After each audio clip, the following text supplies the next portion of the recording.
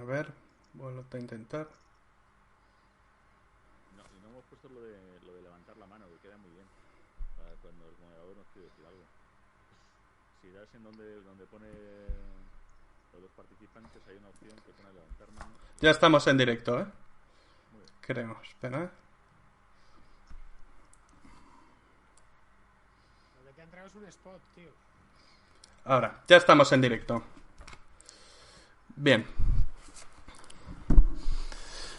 Buenos días a todos y bienvenidos a este segundo mega directo en plena crisis del COVID-19. Como ya sabéis, en España se decretó el estado de alarma y aquí andamos todos confinados en nuestras casas.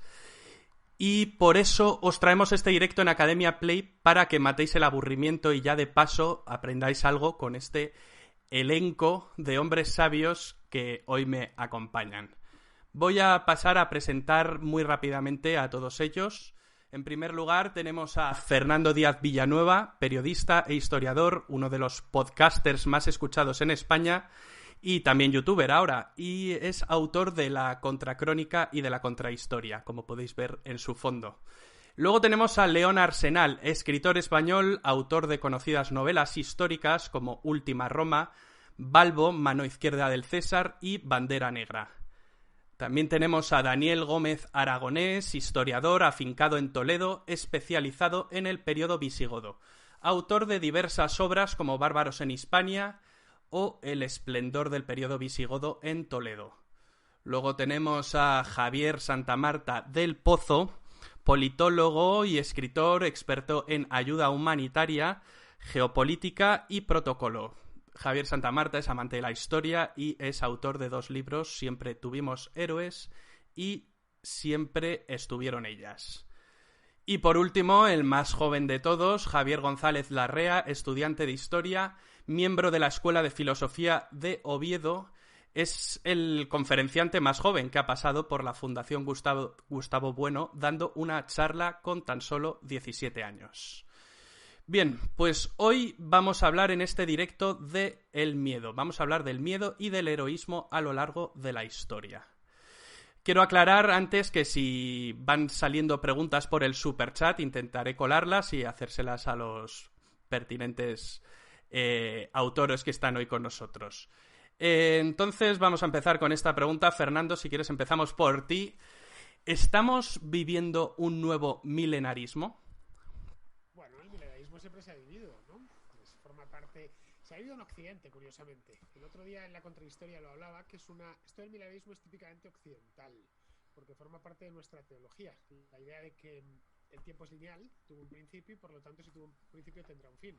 Nuestra noción del tiempo en Occidente no es circular, no es que, pues como sucedía con los antiguos mayas, por ejemplo, o con otras culturas, y por lo tanto la cuestión es saber, después de deliberaciones teológicas, el momento en el que se va a acabar. En el cristianismo, pues el Apocalipsis de San Juan nos dio algunas pistas, de ahí que se hable del milenarismo por el año 1000.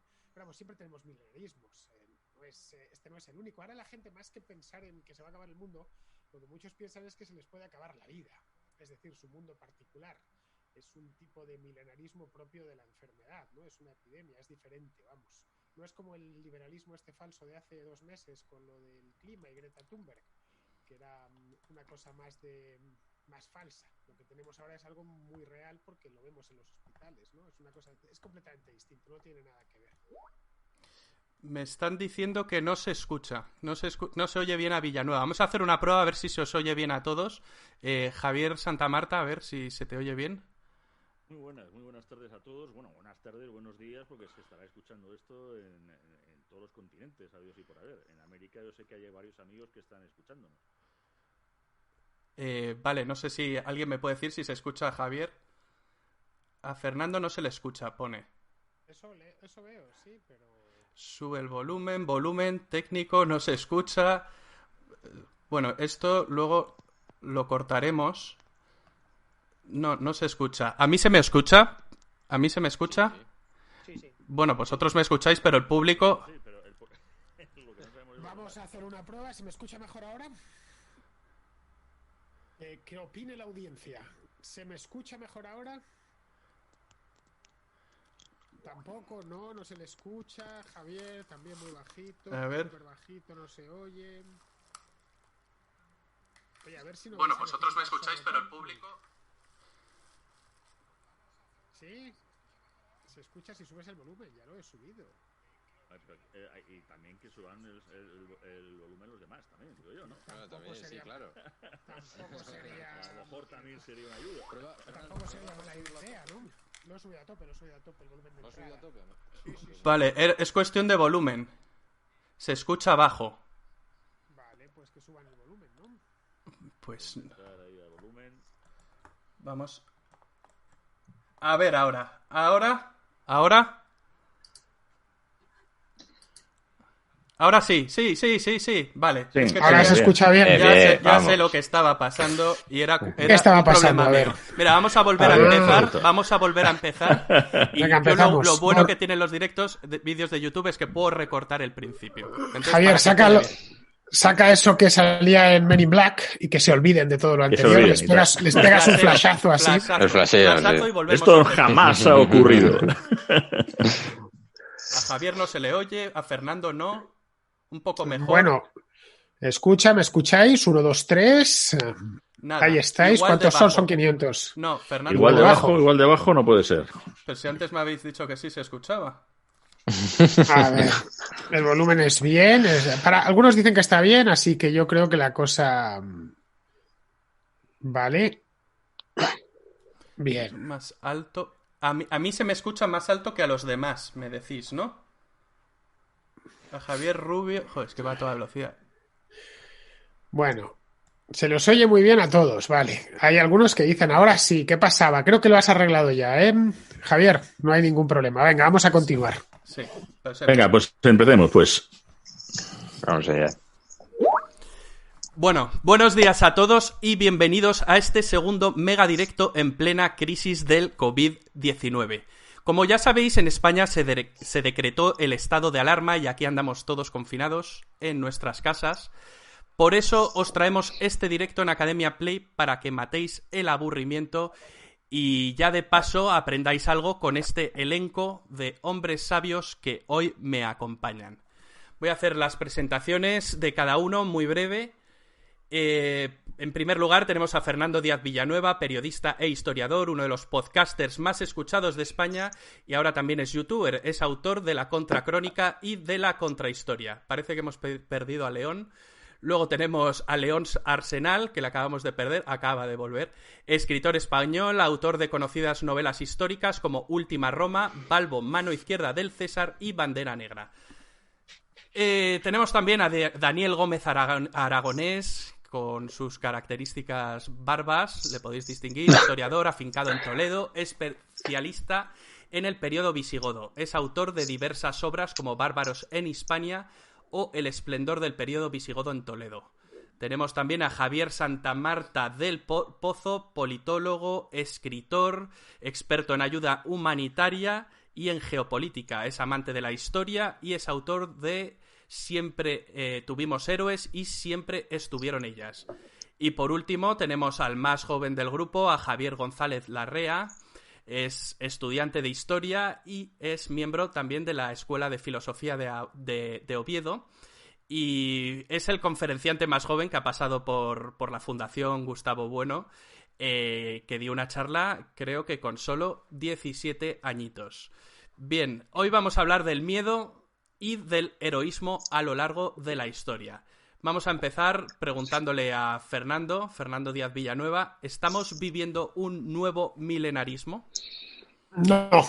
No es un milenarismo al uso. No es lo que estamos teniendo estos días es básicamente que la gente teme a ponerse enferma. Está viendo por televisión y por internet las consecuencias que tiene contraer el coronavirus, sobre todo teniendo cierta edad, algunas patologías previas e incluso también siendo joven, y tiene miedo a que le pase lo mismo, lo cual es perfectamente lógico porque yo también tengo miedo a contagiarme y que termine en el hospital. El milenarismo es una cosa bien distinta, es algo propio de nuestra civilización y que se corresponde con la noción del tiempo que tenemos, que es lineal. El mundo se creó en un momento dado y, por lo tanto, se terminará en otro. Eso es algo típicamente occidental, judeocristiano. Y de ahí viene lo de milenarismo, por el año 1000, por el Apocalipsis de San Juan, ¿no? Pero vamos, lo que tenemos ahora mismo no es un movimiento milenarista. Es, en todo caso, y si me permites la palabra, un movimiento acojonista, que estamos todos acojonados. Y ya está. No lo vamos a engañar. Si se tiene miedo, se dice y fuera. Y todos tenemos un poquito de miedo a pillar esto, ¿no? Bien. Ha sido el miedo. Yo voy a hacer preguntas y yo creo que cada uno, si quiere responder, que recoja el guante. Y vamos, no voy a ir señalando a cada uno, sino quien quiera responde. ¿Ha sido el fin del mundo una constante a lo largo de la historia? No necesariamente. Bueno, como decía ahora Fernando, sí en Occidente ha tenido algo de peso a lo largo de la historia. Porque si te fijas, bueno, visiones de la historia hay muchísimas. Y cuando hablamos de visiones de la historia solemos tener en mente las tres clásicas del siglo XX, el historicismo, el materialismo histórico y el positivismo. Pero una cosa que me recordó lo que dijo ahora Fernando es la visión de San Agustín. O sea, San Agustín realmente hizo una teoría de la historia y esa historia acaba con el juicio final. O sea, el cristianismo lo que hace es que la historia comienza con Adán y Eva y acaba con el juicio final. Entonces, bueno, sí, o sea, en Occidente sí ha estado algo presente esa idea del fin del mundo. Yo creo que es complicado poder establecer un paralelismo con milenarismo, con el fin del mundo en general, sobre todo desde el punto de vista histórico. O sea, no podemos ver el milenarismo hoy en día por algo muy básico que nos diferencia con el hombre medieval, y es que actualmente no tenemos miedo a Dios. No tenemos miedo a Dios. Hablo en términos generales. La sociedad ya no tiene miedo a Dios. Yo sí le tengo miedo, a nivel particular sí, pero la sociedad en términos generales no le tiene miedo. Por lo tanto, lógicamente, el enfoque de cualquier situación catastrófica, entre comillas, como la que estamos viviendo, jamás puede ser vista al mismo nivel, ni siquiera espiritual o muy básico, de lo que ocurría en el año 999 o lo que ocurre en el 2020. Por lo tanto, yo creo que la clave de todo es el enfoque. Según cómo enfoquemos la situación y bajo qué perspectiva, podemos entenderla mucho mejor. Evidentemente, esto no va a ser el fin del mundo. Está claro, esto realmente es un bache en el camino. La cuestión es ver cómo se sale de ese bache, cómo avanzamos una vez que esto lo hayamos superado, porque evidentemente yo creo que ahí coincidimos los 6, esto lo vamos a superar. A mí me gusta mucho la idea del acojonismo, o sea, como concepto, pero que sobre todo, claro, es un acojonismo que cuando esto ocurrió en la peste en el año 1000, ¿dónde se sabía? O sea, sabías dónde se estaba ocurriendo en una zona, o si de pronto en la zona maya te hablaban de unas caídas yo qué sé, dentro de sus mitos, ahí estaba pensando en un fin del mundo, sino de su mundo. En este caso, es verdad, estamos hablando del fin de nuestro mundo, del mundo del que te puedes morir, de que puedes dejar de estar con la Play, con la vida, y de pronto nos hemos dado cuenta de que, ostras, si la vida era una cosa tan sencilla, eso como salir a dar un paseo, poder disfrutar de las cosas, no somos tan inmunes como lo parecíamos. ¿Por qué? Porque tenemos una farmacopea, una medicina maravillosa, y eso nos ha hecho, en el fondo, esa sensación de inmortales.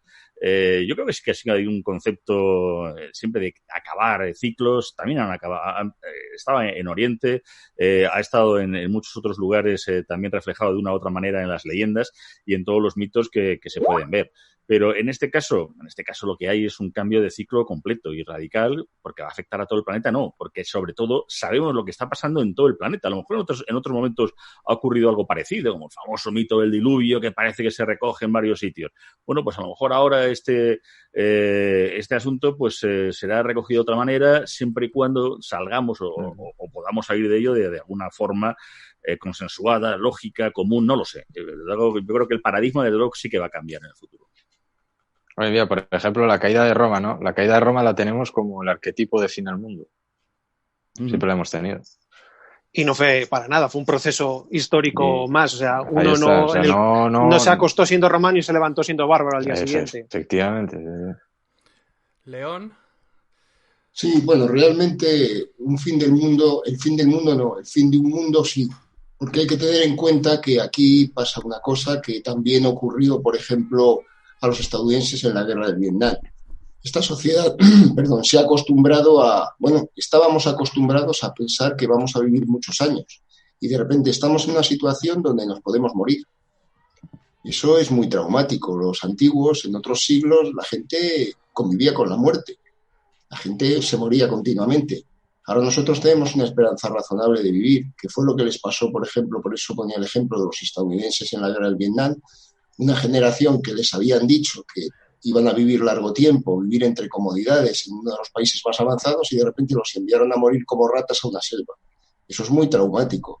Y esto a nivel de, aparte de lo social y lo material que va a cambiar, que ya está cambiando, va a cambiar muchas mentalidades. Y en ese sentido sí que entronca con lo dicho del milenarismo. Porque el milenarismo, al fin y al cabo, desató en la gente, es decir, iban a morir, como pasó con la peste, pues iban a morir y unos se dedicaban a vivir al día, a lo bestia, y en cambio otros se entregaban a rezos, a mortificaciones. Aquí también está pasando un poquito eso, porque esa locura de la gente que sale con la plaga tiene algo de eso. Unos son unos inconscientes, pero los otros es una reacción instintiva ante la posibilidad de la muerte. Fernando, ¿es el milenarismo un mito a posteriori o realmente antes del año 1000 estaban acojonados porque llegaba el año 1000? Bueno, no nos ha llegado nada, desde luego, no lo sabemos, no tenemos constancia documental, por lo tanto es más probable que fuese un mito. El mundo del año 1000 era muy distinto al nuestro, había muy poca gente y eran extremadamente pobres, ¿vale? Es decir, no es la idea, muchas veces se nos pinta el año 1000 como la Baja Edad Media, el siglo XIV, incluso el siglo XV, pero en absoluto, el mito del año 1000 se construye mucho después, se construye ya a partir del siglo XVI y sobre todo en el siglo XIX. Es una fabulación más literaria que otra cosa. Pero vamos, desconocemos. Lo mismo mañana se encuentra, quién sabe, una tablilla o algún documento, algún legajo perdido en el que sí se hable de cierto milenarismo en aquel entonces. Estamos hablando a finales del siglo X, ¿no? Pero no tenemos ni idea. Lo que sí sabemos es que en aquel entonces, en el siglo, no todo el mundo occidental, estoy hablando, entró en el año 1000 a la vez, porque cada país o cada reino tenía su propio calendario y no estaba ni mucho menos ajustado. Vamos, que no es una creación romántica como tantas otras cosas. El romanticismo hizo muchos destrozos, Javier, muchísimos, más de los que nos podemos imaginar. Muchos. Uno de ellos fue lo del pánico del año 1000. Y en general, porque el concepto además de la historia y de la historia medieval y antigua, de una manera en que, claro, no lo podían concebir. El 19 parecía que iba a ser ese momento dado de la industrialización, de las nuevas expos y todo el tema, y la recreación de la historia era eso, de unos bárbaros, de unos atrasados, porque además lo ves incluso en la literatura del siglo XIX, ¿no? Es que estamos en el siglo XIX. Era una cosa que se refleja de una manera muy curiosa porque creían que estaban alcanzando lo que iba a ser un futuro ya innovador. Lo vemos, estamos además en el aniversario de Verne, en estos inicios ya de una ciencia ficción casi moderna, aunque de esto León conocerá bastante más como experto además que ha sido y escritor de ciencia ficción, pero verdaderamente es que se estaba viendo un mundo muy diferente y lo de atrás era eso, pasados bárbaros, momentos oscuros, en fin, una época oscura. Muy oscura, pero no era así. Sí, pero la verdad es que el año 1000, o sea, gracias a cosas como el año 1000 siempre tenemos esa visión de la Edad Media a la Edad Oscura. Uh-huh. O sea, siempre la tenemos con la Edad Oscura cuando de oscura no tuvo nada. Pero fue una época normal.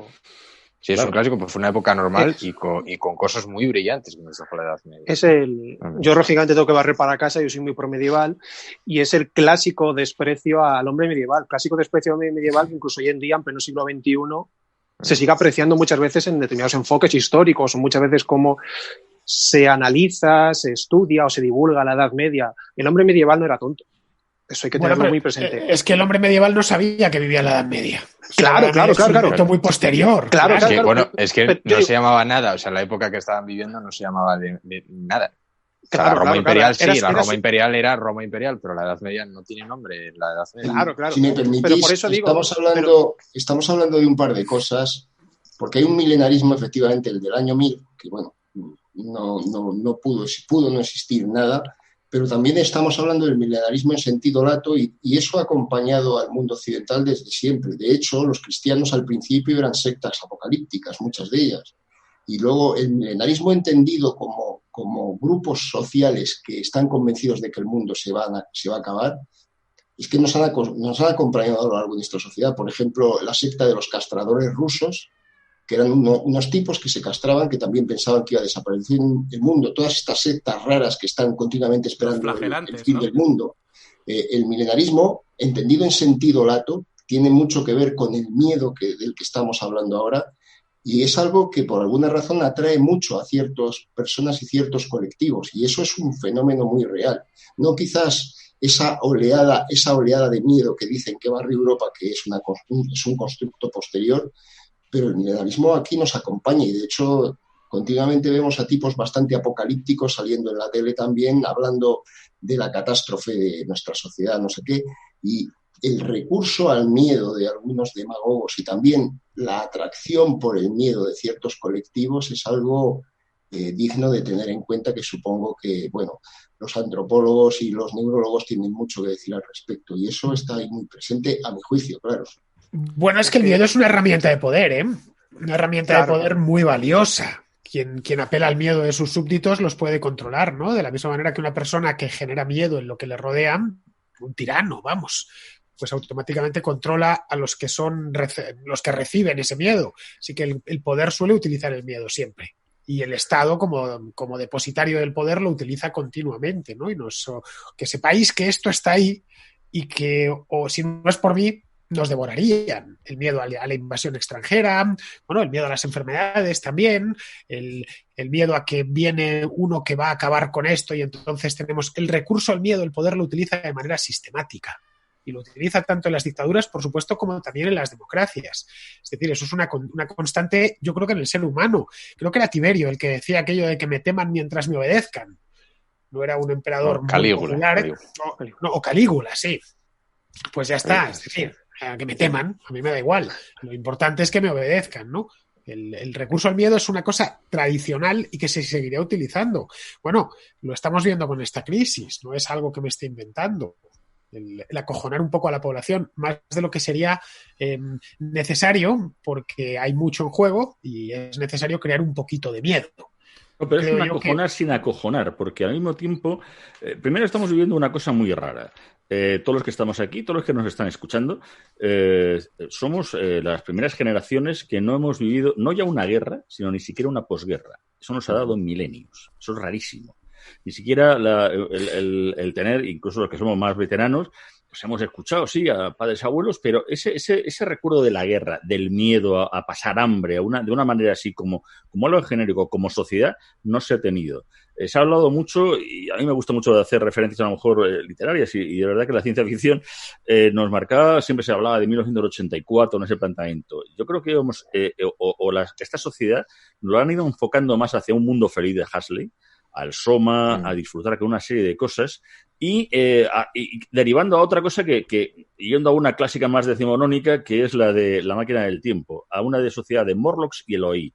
Y ahora mismo hay unos Eloy en el que están disfrutando, no me quiero meter con los millennials, por Dios, que hay varios aquí encima además con tertulios entre nosotros, pero es verdad, es un planteamiento de decir, si todo está bien, no podemos morir, somos maravillosos. O sea, el miedo no va con nosotros porque ni siquiera ese concepto está entendible en una sociedad de bienestar cuando se ha nacido ya con una PlayStation 4, con un iPhone, con un iPad y con un estado de bienestar acojonante como nunca se ha tenido. Bueno, es que yo, por ejemplo, mi generación, yo que nací en el 2000, tengo ahora 19 años, que mi generación no ha vivido ninguna crisis. Claro. O sea, ni siquiera la crisis de 2008. Tú ya no eres millennial. O sea, la crisis de 2008 con todo lo que supuso, pero ni siquiera. Claro. O sea, yo pertenezco a una generación que no ha vivido, por ejemplo, eso, guerras, lo que decía ahora Javier Santamarta, no ha vivido guerras. No hemos tenido cosas como la gripe española o la tuberculosis, eso no hemos vivido nada de eso. Todo esto, digamos, que viene a justificar que el miedo evidentemente existe, está claro. Y ha dicho Fernando que el miedo es poder, igual que el conocimiento es poder. ¿Cuál es el problema? Que siempre se ha pensado que el controlar el conocimiento te sirve para controlar a las personas, al igual que el miedo. Pero ahora yo creo que tenemos un exceso de conocimiento. Ahora tenemos demasiada información.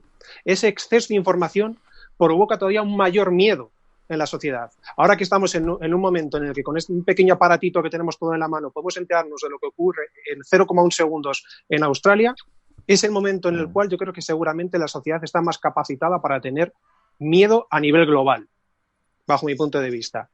Por eso hay que tener muy claro que todo el mundo tiene miedo. O sea, la persona que diga, no, yo no tengo miedo, mentira, es falso. O sea, es como, no, los tatuajes no duelen. Sí, todo duele, evidentemente. Esto es así. La cuestión es cómo manejemos ese miedo. ¿Estamos hablando de un miedo racional o de un miedo irracional? ¿Es un miedo que nos lo infunden desde fuera o es legítimo que nosotros lo tengamos desde dentro? ¿Podemos desde ese punto de vista compararnos con otros sucesos históricos, con otras epidemias o pandemias? ¿Estamos exagerando? ¿Nos estamos quedando cortos? Por eso yo decía antes que es muy importante el tema del enfoque, en cómo veamos este momento histórico. Seguramente, pues, cuando pase unos meses, 1 año, 2 años, 5 años, lo veamos de otra manera, o incluso si tuviésemos esta misma tertulia, esta misma charla, puede que hasta incluso variásemos en algunos de nuestros postulados. Pero yo creo que, teniendo en cuenta la circunstancia en la cual estamos viviendo, creo que es muy importante también el mensaje que se mande, el mensaje que nosotros mandemos. Y el que se sepa que aunque en la historia ha habido momentos cruciales, momentos tristes, momentos de milenarismo, momentos del siglo XIX, visiones oscuras del pasado, miedo, la luz siempre está por delante. O sea, el camino de que vamos a avanzar, de que vamos a seguir adelante, de que esto nada más que son piedras en el camino, evidentemente, con momentos muy dolorosos, con momentos muy tristes, pero la historia no se para, la historia avanza, la sociedad sigue adelante. Y eso yo creo que en España sabemos muchísimo. ¿Hay razones para el optimismo? Por supuesto. Ahora. Por supuesto, Bueno, vamos a... Otra pregunta. Vamos a pensar, vamos a hacer un ejercicio de que no ha pasado nada. O sea, no estamos viviendo esta catástrofe, esta pandemia, y no ha pasado nada. Ahora mismo no estaríamos todos en nuestras casas, podríamos estar haciendo este directo en un salón, todos juntos, pero vamos a pensar, vamos a hacer ese ejercicio y ahí ¿tenemos razones para ser más optimistas, por ejemplo, que hace 50 años? Joder, claro, Javier. Sí, por supuesto. Claro. Es una pregunta que yo ya sabía la respuesta. Iba un poco para Fernando, porque yo sé que Fernando tiene una charla en YouTube que es muy buena, que habla de todo esto. Entonces, Fernando, naturalmente, pero si vivimos en el mejor mundo que ha vivido la humanidad nunca. Y si nos vamos ya a Occidente, no te quiero ni contar. Somos más que nunca, vivimos más que nunca, más sanos que nunca, tenemos más oportunidades de adquirir cultura, formación, podemos elegir con quién nos casamos. Lo normal en la vida es que hasta las opciones románticas fuesen muy limitadas. Era poco más que la gente vivía en una aldea y no tenía mucho donde elegir. Podemos viajar y conocer otras partes del mundo. Para la generación de mis padres, nacidos en los años 40, viajar era un lujo. La generación de mis padres, viajar fuera de España, quiero decir. Para la de mis abuelos, viajar dentro de España. A ver, mi madre no vio el mar hasta los 21 años. Una mujer que nació en 1941. Es decir, esto para que nos hagamos una idea que lo hemos podido ver en los últimos 50 o 60 años, por supuesto, que vivimos, que tenemos motivos para el optimismo. Otra cosa es que precisamente por eso, y aquí ya saldríamos de una disquisición histórica y nos meteríamos de cabeza en una filosófica, es ¿por qué hay tanta frustración y tanta insatisfacción en nuestro tiempo, a pesar de que los motivos para ser felices y estar contentos y satisfechos son muchísimos? Esto habría que verlo. ¿Por qué estamos preocupándonos? ¿Por qué hemos creado problemas imaginarios cuando no tenemos problemas reales?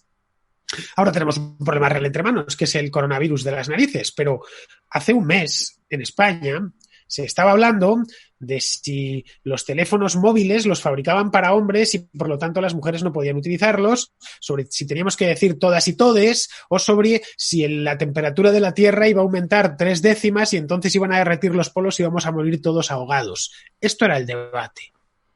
Esto era el debate en España. El debate magufo. El debate en la prensa. Es decir, esto eran los temas.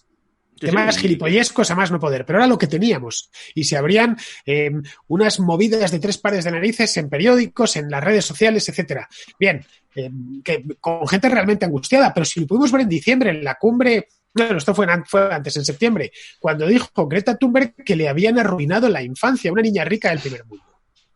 Eso le escucha casi cualquier niña que ha pasado por la historia del mundo y no se lo hubiera terminado de creer. O con que lo hubiese escuchado, que le escucharía alguna niña de un país pobre. Pero también ahí está por el concepto del miedo. Vamos a ver, para saber si se tiene o no se tiene miedo, hay que haberlo pasado. Lo que dices además de los viajes. Hasta hace nada, el viajar, yo creo que además podemos contar incluso hasta la experiencia de alguien que yo creo que ha podido pasar miedo que es León Arsenal, como marino que ha sido, marino mercante, porque, vamos a ver, el mar acojona de verdad. Si algo hay que tenerle miedo es al mar. Ujú. Vivir ese mar que no es ese mar que ahora viajamos, que es todo muy fácil, que es todo muy sencillo. Coño, que había que meterse luego en aquellos aeroplanos y en aquellos... Todo era una experiencia. Pero hasta hace no nada, claro, pues ciertos oficios corría un riesgo, León. Tú cuéntanos, porque claro, para tener esa sensación de lo que es miedo o no miedo, hay que tener una relación de poder poner algo. Porque, claro, si el miedo es, si no me llega a tiempo, efectivamente, el 4G con el 5G, y si el 5G me va a volver tonto, como decían en Barcelona, y claro, me va a crear un cáncer, llega a esa sociedad magufa que su mayor problema va a ser eso. O sea, si el ave de alta velocidad llega menos que, no sé, y por los raíles me va a dar con el papel albal para que... Es que eso no es el miedo es algo, tiene que ser algo real, algo que se vive. Yo creo que eso, no sé, creo que León nos puede contar mucho sobre eso. Vamos a ver, el miedo es epidémico. Una de las cosas que justamente a nivel individual tiene más a raya el miedo, es decir, no es que no tengas miedo, es que lo controlas, es precisamente el temor al rechazo de tus iguales. Es decir, si tú en un barco pierdes los nervios, si te ahogas, te ahogaste, pero si pierdes los nervios, la has cagado para siempre delante de todos. Y ahora tenemos un montón de gente jugándose literalmente la vida, los sanitarios, ojo. Y eso, somos una sociedad donde, valga la redundancia, estamos muy socializados y la gente tiende a cumplir con su papel. Por eso es tan peligroso cuando el miedo se convierte en un fenómeno social, porque entonces está bien tener miedos. Entonces, yo se lo decía a Javier, uno de los compañeros, y decían que los compañeros de la guerra eran Fobos y Deimos, el miedo y el dolor. Uno de los compañeros del miedo en estos casos justamente es el odio. Es el odio, y lo estamos viendo. Y lo hemos visto contra la gente de Madrid, por ejemplo, por parte de ciertos individuos. Pero se vio, cada vez que ha habido un suceso epidémico, se ha tratado de identificar a individuos y a colectivos y hacer cargar sobre ellos las culpas. Eso es muy curioso. Y además sería muy de estudiar porque es una especie de remasterización de los viejos ritos de matar a los extranjeros, matar al chivo expiatorio, matar al gobernante, porque los gobernantes también pagan las consecuencias de estas cosas. Por lo que han hecho y por lo que no han hecho, pero se dirigen hacia ellos esos odios irracionales como si todavía fueran esos personajes aureolados, con aureola, que no me sale la otra palabra, con aureola de mística, que tienen la obligación de gobernar como con magia y ordenar el universo. Los gobernantes siempre pagan las consecuencias de estas epidemias, lo mismo que lo pagan los colectivos extranjeros, y es muy curioso. Por eso el miedo personal se contiene, pero el miedo colectivo, cuando tener miedo y reaccionar de una forma que nunca reaccionarías en forma normal, es muy peligroso. Y hemos visto ciertas reacciones vergonzosas por parte de ciertos personajes públicos, primero sobre los países y dentro de nuestro país sobre las zonas que más han sufrido más han sufrido la epidemia en un comienzo. Entonces, no es para hacérnoslo mirar, es para mirar a ver qué es lo que pasa a nivel profundo con la humanidad para que esto ocurra una y otra vez. Esto de los chivos expiatorios Sí. ha sido una constante a lo largo de la historia, ¿no? Total. Sí, pero tiene que ser, sí está presente esos sentimientos, pero tienen que ser canalizados. O sea, tienen que ser canalizados con propaganda, generalmente. Porque, por ejemplo, claro, si hablamos de un colectivo, una minoría perseguida en Europa, pues el arquetipo son los judíos europeos, con el régimen nazi. Pero hace falta que alguien canalice esos sentimientos y ese odio con propaganda. Y eso el Tercer Reich lo hizo muy bien. Por eso llegó hasta donde llegó y cumplió su macabro objetivo.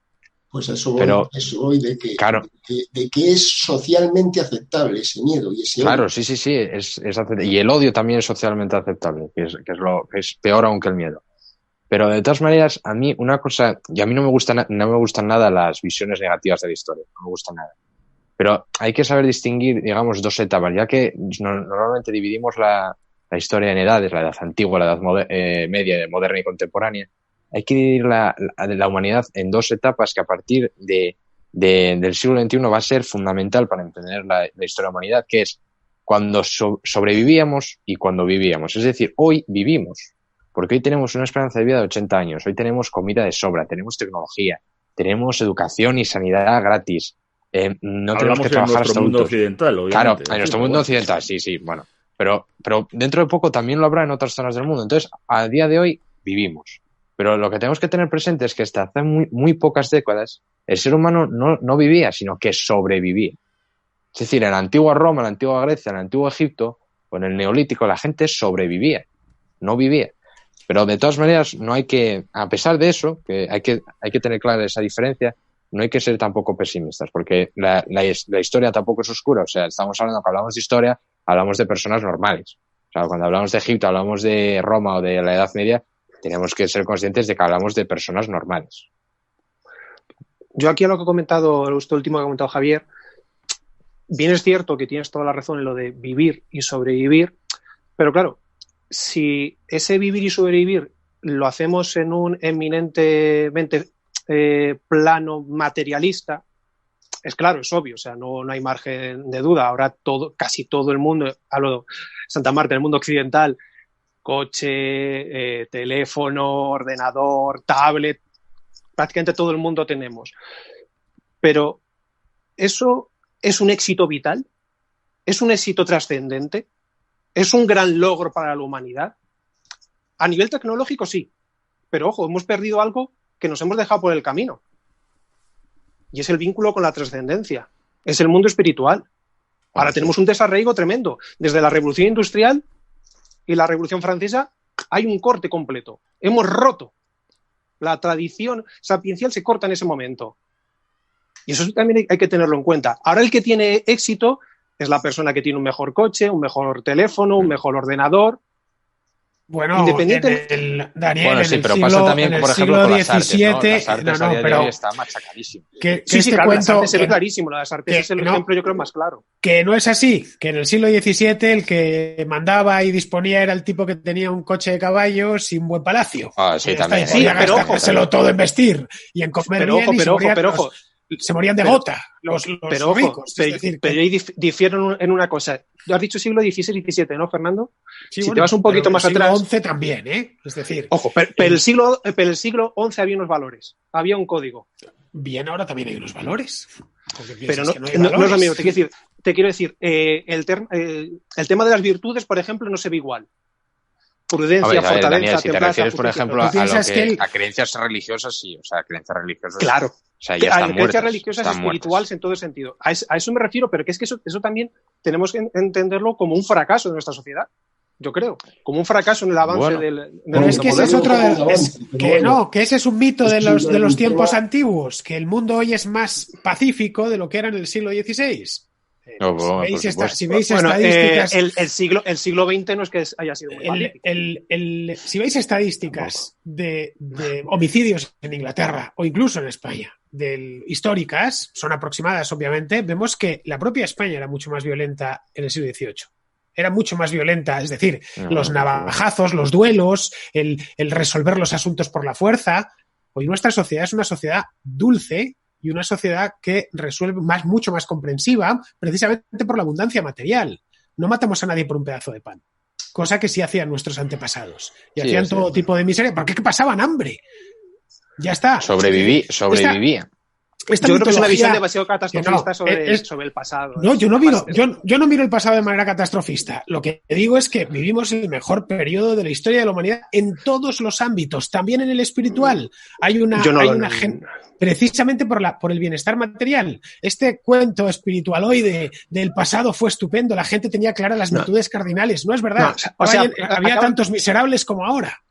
Fernando, acabas de decir que el placer material ya te computa y te viene por delante con el placer espiritual. No, yo considero que primero placer espiritual y luego placer material. No, el placer material, mira, primum vivere deinde filosofare, es decir, si no tienes la tripa llena y no tienes que dar de comer a tu hijo, ¿vale? Y estás jodido por una enfermedad, te aseguro que no vas a estar con muchas espiritualidades, ¿vale? Pero vas a lo más básico. Vas a lo más básico. Jodido. Vas a lo más básico. Ves un poquito más, avanza un poquito más, porque lógicamente, evidentemente, para tener interés espiritual tienes que estar vivo. Si estás muerto no puedes tener un mínimo anhelo espiritual. Eso es por no hablar de que el mundo, el propio Occidente estaba lleno de analfabetos hasta el siglo XIX, hasta la segunda mitad del XIX, que es cuando la instrucción pública se extiende. Entonces, yo la verdad, no sé, me estás diciendo que lo que la gente tenía unos valores, lo que era supersticiosa. ¿vale? No, eso Sí, es una... lo que era supersticiosa. No, Es o sea, distinto. o sea, un tipo del siglo X es tonto, bajo tu punto de vista. No digo que sea tonto. Super- Estoy diciendo que era analfabeto. Un tipo medio del siglo X era analfabeto. No hay más. Y a partir de ahí ya pues analfabeto y pasaba hambre. Y se lo llevaba por delante una mala cosecha o una enfermedad de cualquier cosa. Vivían una vida breve, brutal, completamente brutal. La vida de nuestros antepasados fue cortísima y fue brutal en todos los aspectos de su existencia. Sí, a cambio, bueno, tenían mucha fe. Para ti, esto hasta el siglo XIX es un valle de lágrimas. Fue un valle de lágrimas para nuestros antepasados. Morían por una herida. Una herida los mandaba de una septicemia a la tumba. Tú no te planteas yo que te vas a morir de una herida. Tampoco lo veo así. Es que por eso es muy exagerado, yo creo. O sea, lo que quería, nos llegan visiones muy positivas. Lo que quería decir antes, o sea, sí, en el siglo X o cualquier siglo anterior al XIX la gente sobrevivía. No vivía, sobrevivía. Pero aún así no podemos verlo tampoco como un valle de lágrimas. Porque si fuese así, si fuese un valle de lágrimas, no se hubiese levantado las catedrales góticas o las iglesias románicas. Es a lo que vamos, es a lo que tenemos que centrarnos. Es decir, normalmente cuando pensamos en épocas pasadas, normalmente pensamos que la gente no son personas normales, pero es que estamos equivocados, es que son personas normales, que tienen problemas, que tienen familia, que tienen amigos, que tienen sentimientos y intentan llevar su vida día a día con cierta normalidad para la época. Entonces, claro, a pesar de... No, que no estoy diciendo que no fuesen felices y no se percibiesen como felices. No digo ya por la catedral gótica. Nunca se habría podido, por ejemplo, Garcilaso de la Vega nunca habría podido escribir los poemas que escribió si no hubiese sentido genuina felicidad. ¿Vale? Claro. Bien. A eso cualquiera de los 6 que estamos aquí, cualquiera, no sobreviviríamos en el siglo X ni 10 minutos. No, bueno, sí, ni 10. Sí. Pues ya está. Ni 10. No, nos parecería una vida tan infame que no podríamos... Difiero totalmente en absoluto. Difiero por completo. Porque con una visión tan negativa no hubiésemos avanzado y llegado al siglo XXI. Fue una mejora progresiva, con una gran revolución científica que empieza en el siglo XVII y una gran revolución... O sea, es que del XVII no te saco, Fernando. Más allá del XVII, para ti ya siglos oscuros todo. ¿El qué? No son siglos oscuros en absoluto, para nada. Pero soy consciente si básicamente lo que somos es Roma. Si básicamente lo que somos es Roma. Soy consciente de los niveles de vida de mis antepasados y cómo eran y lo que comían, lo poco que comían. No se puede tampoco, sus expectativas de vida. Una catedral gótica tardaban siglos en terminarla. Con eso ya lo digo todo. Efectivamente. Pero ¿y eso lo juzgas como algo negativo? ¿Cómo que sí lo juzgo como algo negativo? Bueno, pues la riqueza material que tenían era minúscula. Pues la propia para su momento. O sea, es que yo creo que la propia para su momento, claro. Yo creo que está prejuzgando y estamos viendo el pasado desde un pedestal. Si el viaje lo hicieran a la inversa, si traemos a alguien del siglo XIV a nuestro tiempo, al siglo XXI, no se lo pensaría que está en jauja. Abres un armario frío que hay en la cocina y está lleno de comida fresca. El agua lo puedes beber porque no te envenena. El vino sabe a vino. La cerveza a cerveza. Si te duele la cabeza, te tomas una pastillita y se te quita el dolor. Si te agarras... Hay cervezas y cervezas, ¿eh? Las enfermedades han desaparecido. No se lo creería. Pensaría, ¿esto qué es? ¿El cielo? Bueno, pero pasa por ejemplo... O sea... No se mueren las mujeres en el parto. Hombre... glorificar el pasado porque nos parece desde el presente. No, nadie está glorificando, pero lo que no podemos hacer ni tan bonito ni tan feo. No, yo no estoy hablando que fuese feo, fue lo que es y hay que tenerlo en cuenta que fue así. Claro, lo que Javier es, pero Santa Marta levanta la mano, a ver si pone orden. Es que no, si es que yo creo que todos estamos teniendo razón, pero el problema es, yo creo que hay dos problemas, uno estadístico y uno etnocéntrico.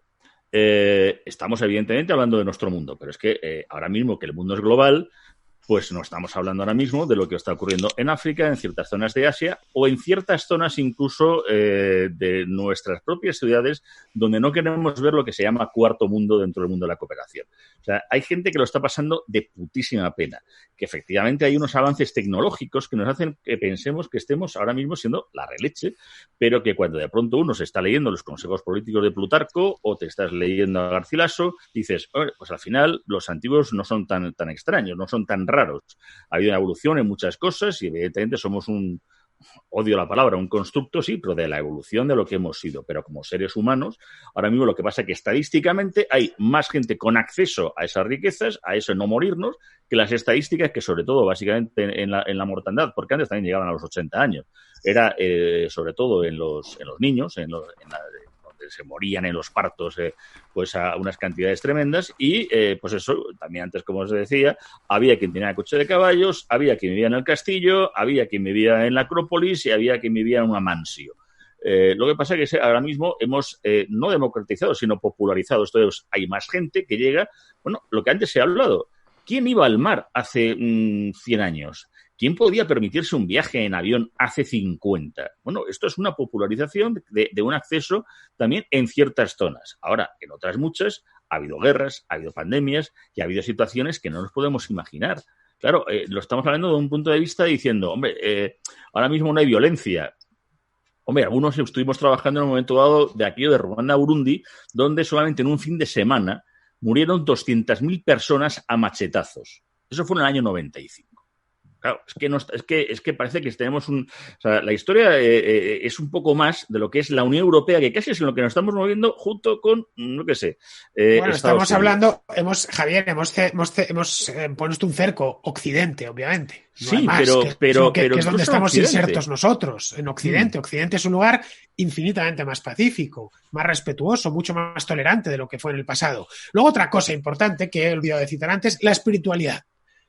¿Acaso no es espiritualidad de escuchar música?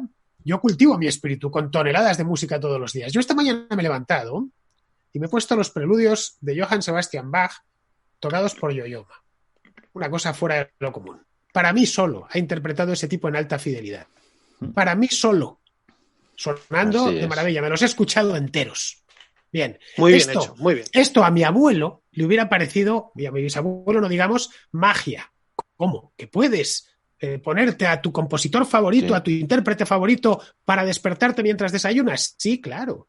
Y puedo, además tengo una disponibilidad absoluta de música. Y lo mismo con las películas, y lo mismo con los libros. Tengo el Kindle ahí.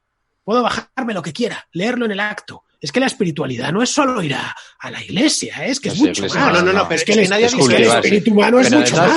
Claro, a ver, León, muy interesante. Quiero darle la palabra a León, que es el único que no ha hablado y tiene algo que decir, seguro. Sí, bueno, vamos a ver, porque el tema se está desviando. Bueno, vamos a ver, yo es que soy de ciencias y la ciencia se basa en los números. Actualmente es, en todo el momento de la historia que conocemos, el momento en que una persona tiene la probabilidad más baja de morir de muerte violenta. Es así. A pesar de sucesos como el de Ruanda o como el de Siria y tal, globalmente uno no ha tenido nunca probabilidades de morir asesinado como ahora.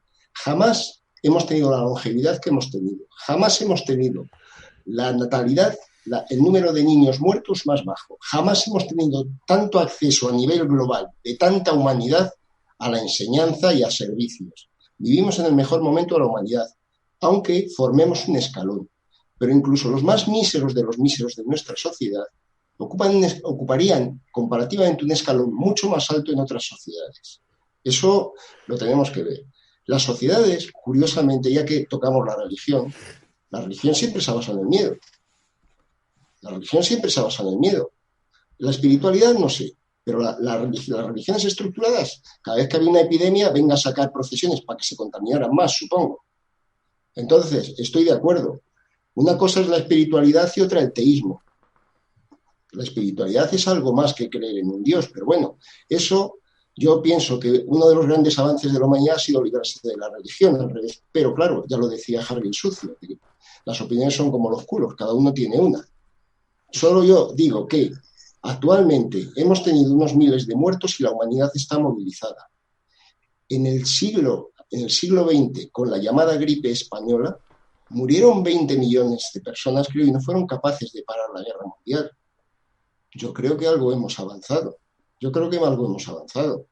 Y por volver al tema de hay motivos para la esperanza, bueno, quiero señalaros una cosa. Cada crisis, cada guerra, y vivimos en una guerra en el sentido de que estamos poniendo nuestros sistemas de producción al servicio del combate contra el virus, cada guerra hace saltar a la humanidad al futuro. Los hombres entraron en la Primera Guerra Mundial en una especie de post-siglo XIX, de la era del vapor y el hierro, A ver, un Y momento, acabaron que creo mucho que más parece activos. que van a detener a Javier Larrea. Sí, perdona, es que acaban de pasar, no sé si camiones de bombero, coches de policía, pero han pasado un montón, perdona. Vale.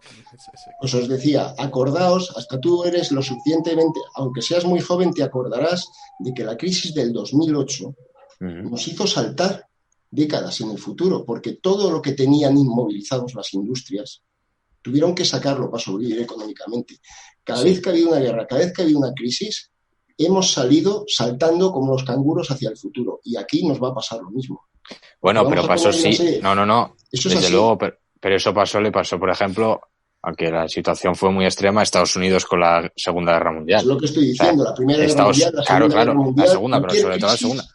O sea, Estados Unidos no sería hoy ni la sombra de lo que es hoy si no hubiese sido por la Segunda Guerra Mundial. Porque se saca toda la tecnología, Claro. se saca, todo se prueba. Entonces, Estados Unidos entramos en la Segunda Guerra Mundial con aviones de 2 alas y salimos con grandes aviones transatlánticos. Entonces, de esta crisis, pues, evidentemente, quizás debieran las cosas funcionar de otra forma, pero vamos a salir si dura y sobrevivimos como sociedad a ella, en el sentido de sociedad de grupo humano estructurado, saldremos con una serie de avances que habrán supuesto un salto que de otra forma quizás nos habría llevado una década. Es mi opinión. Se supone que una crisis es una oportunidad. Es que, Trinei, evidentemente. Claro. Crisis es oportunidad. Las Es crisis, oportunidad. voy a ir a la segunda parte ya de este debate, que yo creo que lo puedo enlazar con lo que acabas de hablar, León. Con este tipo de crisis y de tragedias, ¿afloran los héroes? Bueno, por empezar Sí. yo... Bueno, sí. Bueno, Por empezar yo, los héroes... Hay dos tipos, vamos a decir dos tipos de héroes. Unos son los que llevan las acciones más allá de lo que están obligados. Y eso probablemente estamos viéndolo, en ese sentido sí podemos llamar héroes a todos los servicios sanitarios y tal. Y también están los héroes los que son capaces de enfrentarse a la opinión de su sociedad. Pero bueno, yendo al segundo, por supuesto que aflora el heroísmo. Por supuesto, o sea, un acto heroico pequeño es el tipo que pudiendo darse de baja porque tiene el resquicio, no se da y acude porque piensa que es su deber en este momento de crisis. Y de esos los hay así. Desde ese punto de vista, claro que ha aflorado como setas después de la lluvia el heroísmo en nuestra sociedad.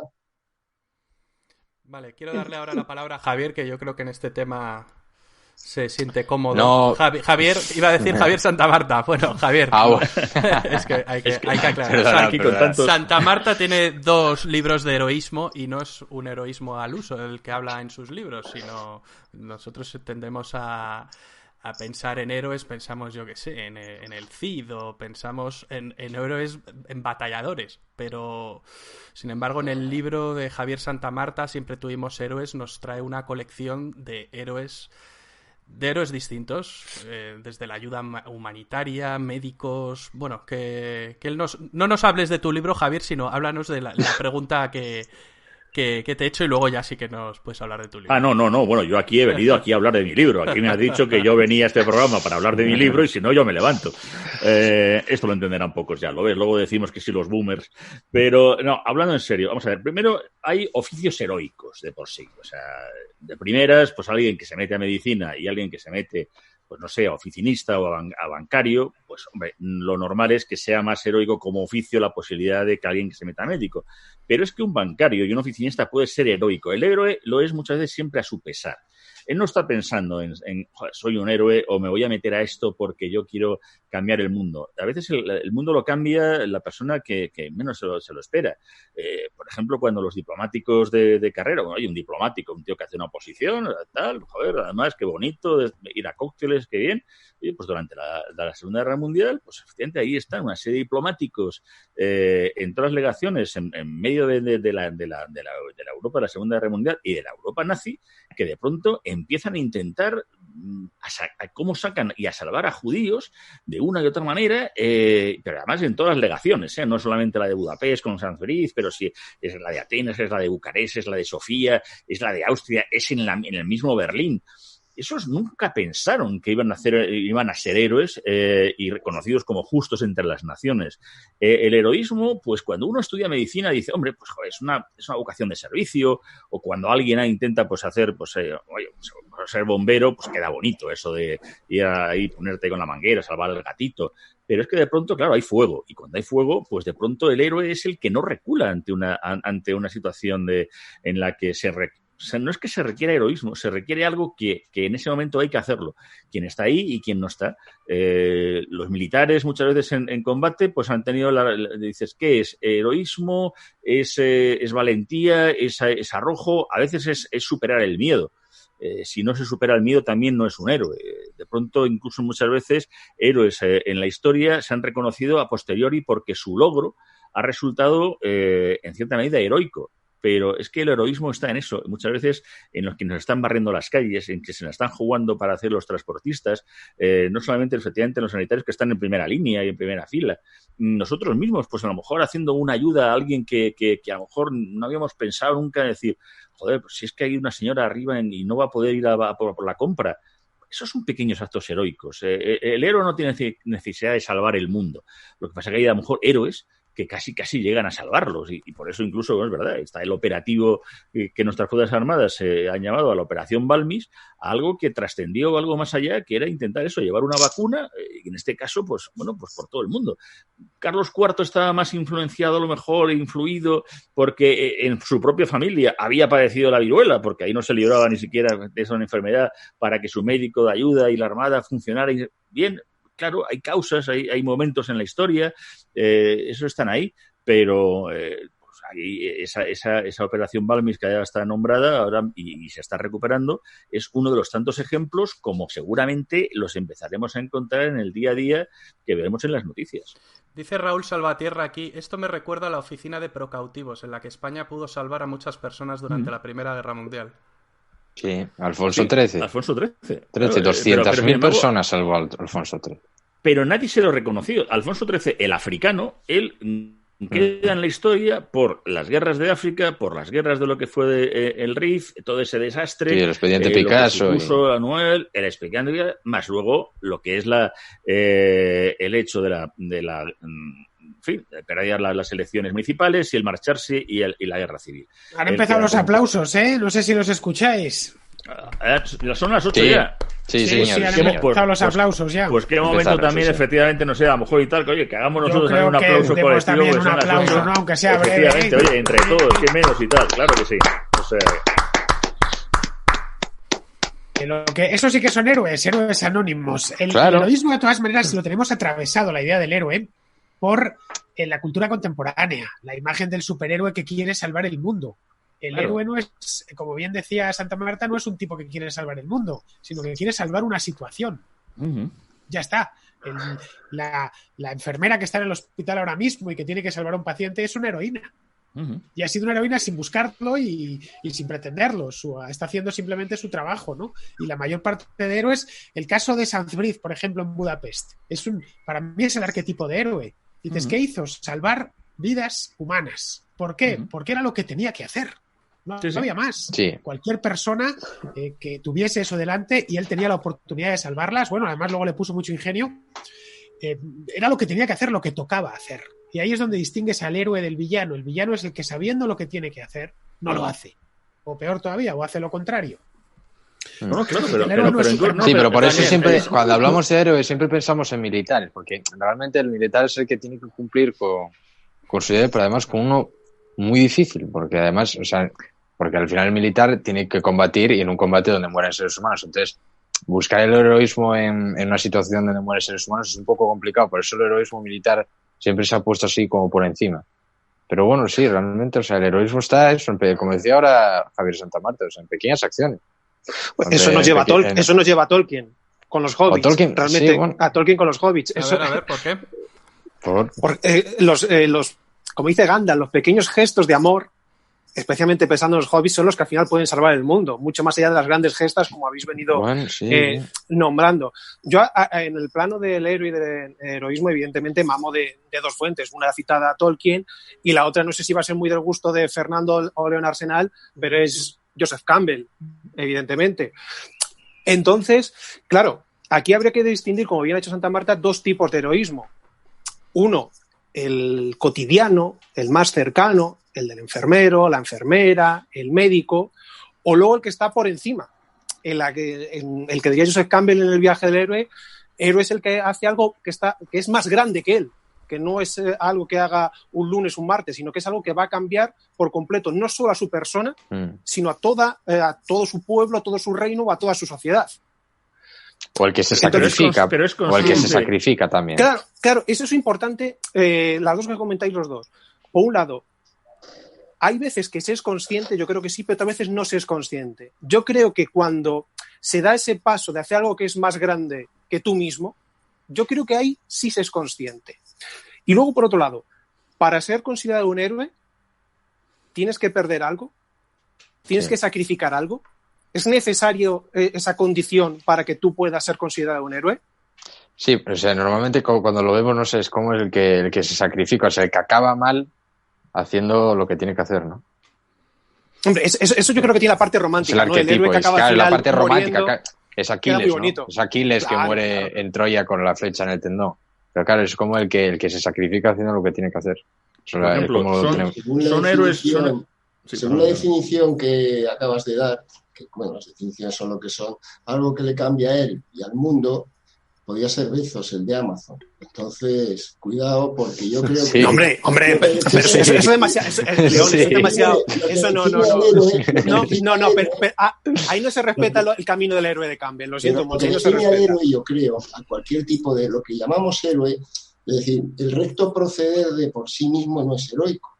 El hacer el bien, yo creo que lo que define al héroe es que el héroe se está jugando algo.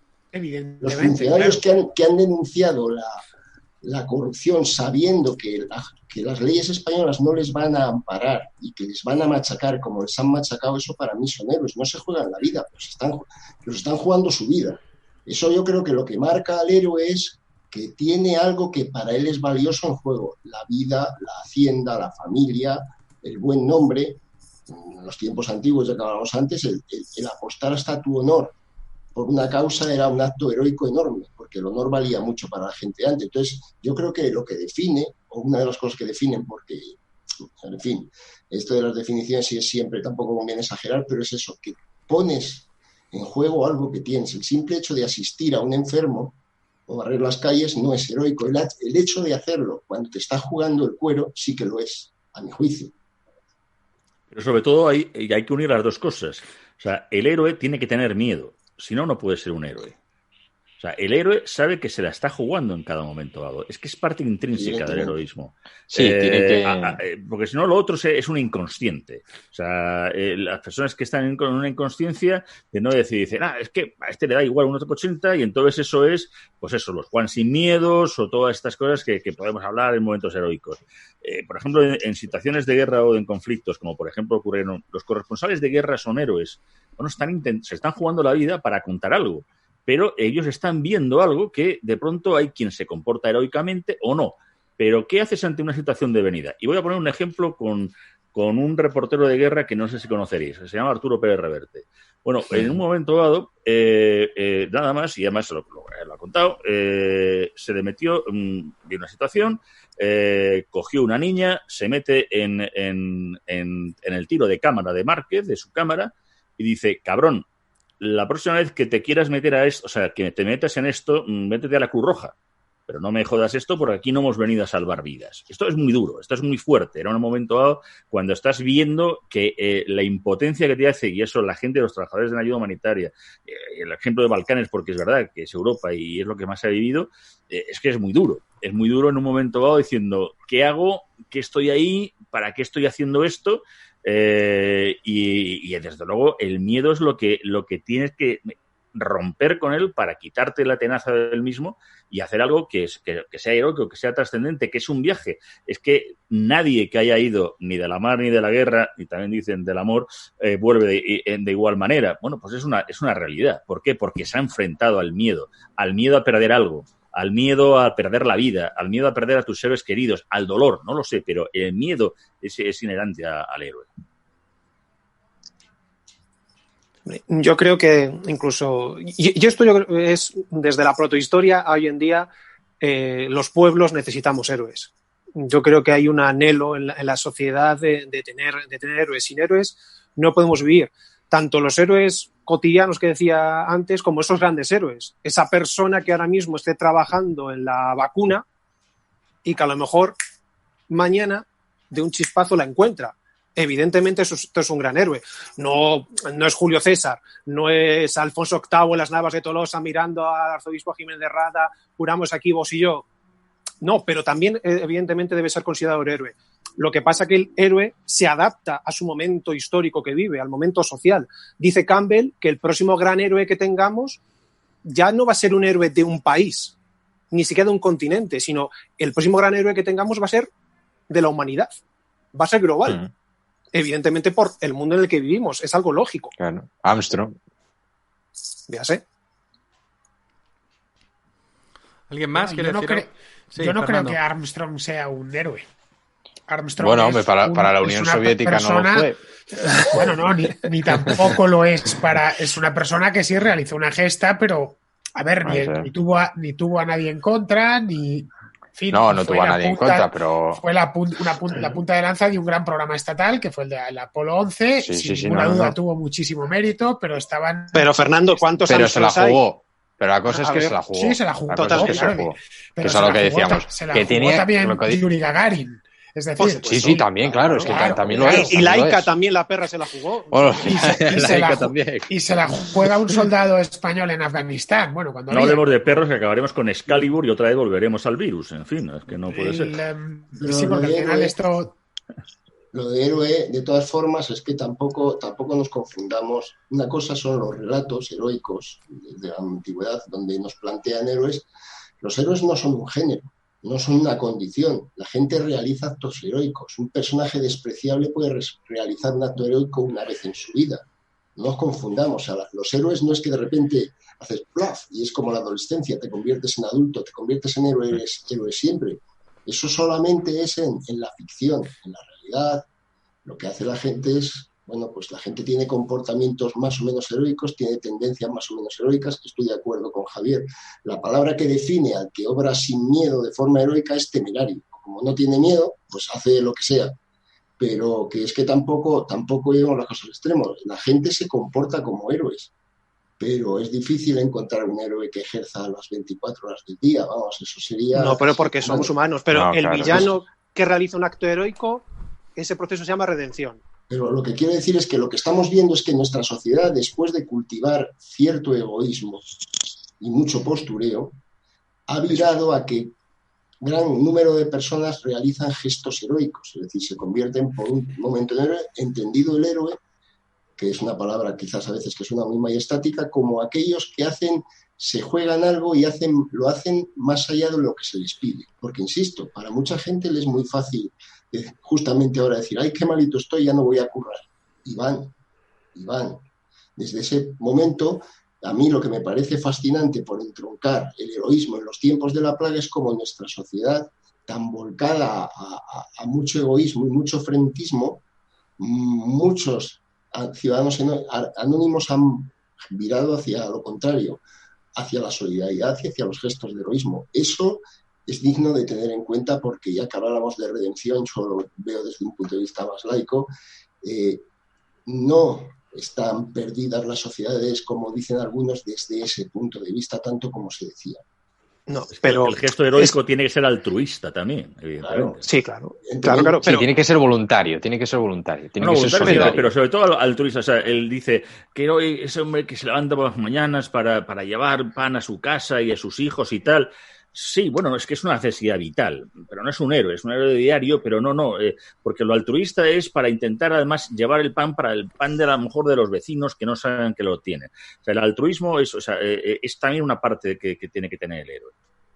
Que el héroe cuando actúa no solo actúa de algo que es inmediatamente cercano a él, como dice Santa Marta, sino que va incluso a gente que a lo mejor ni siquiera conoce o gente muy lejana. Por eso para mí los relatos heroicos sí son importantes. Un relato heroico no es un mero cuento de hadas para los niños, no.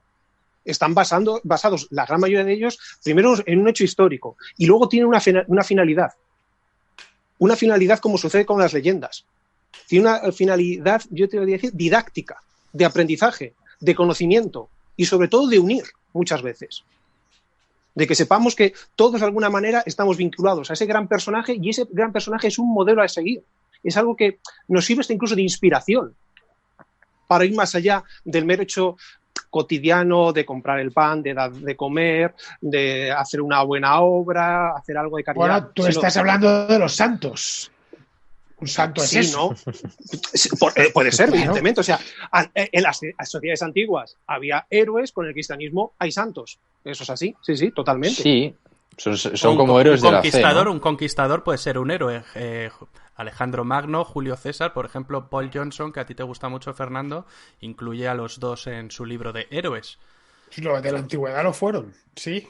Aunque evidentemente si vamos a una... Bueno, Julio César admiraba a Alejandro Magno y yo creo que prácticamente cualquier hombre del siglo I de nuestra era admiraba a Alejandro Magno y le tenía como el modelo a seguir en la escala de valores de la época, lógicamente, ¿no? O sea, si vamos a un análisis frío de tanto de Julio César como de Alejandro Magno, en un caso vemos un conquistador sin escrúpulos y en el otro caso un dictador. Tanto en el sentido romano del término como en el actual, ¿no? Y un populista y un tipo bastante demagogo que fue Julio César, pero claro, para la antigüedad sí fueron héroes, si eran lo más a lo que podía llegar. Porque es bonito el peplum, pero claro, sería entonces un héroe Napoleón que también al mismo tiempo seguía la misma senda de Alejandro de... Bueno, suscitado mucha admiración, ¿eh?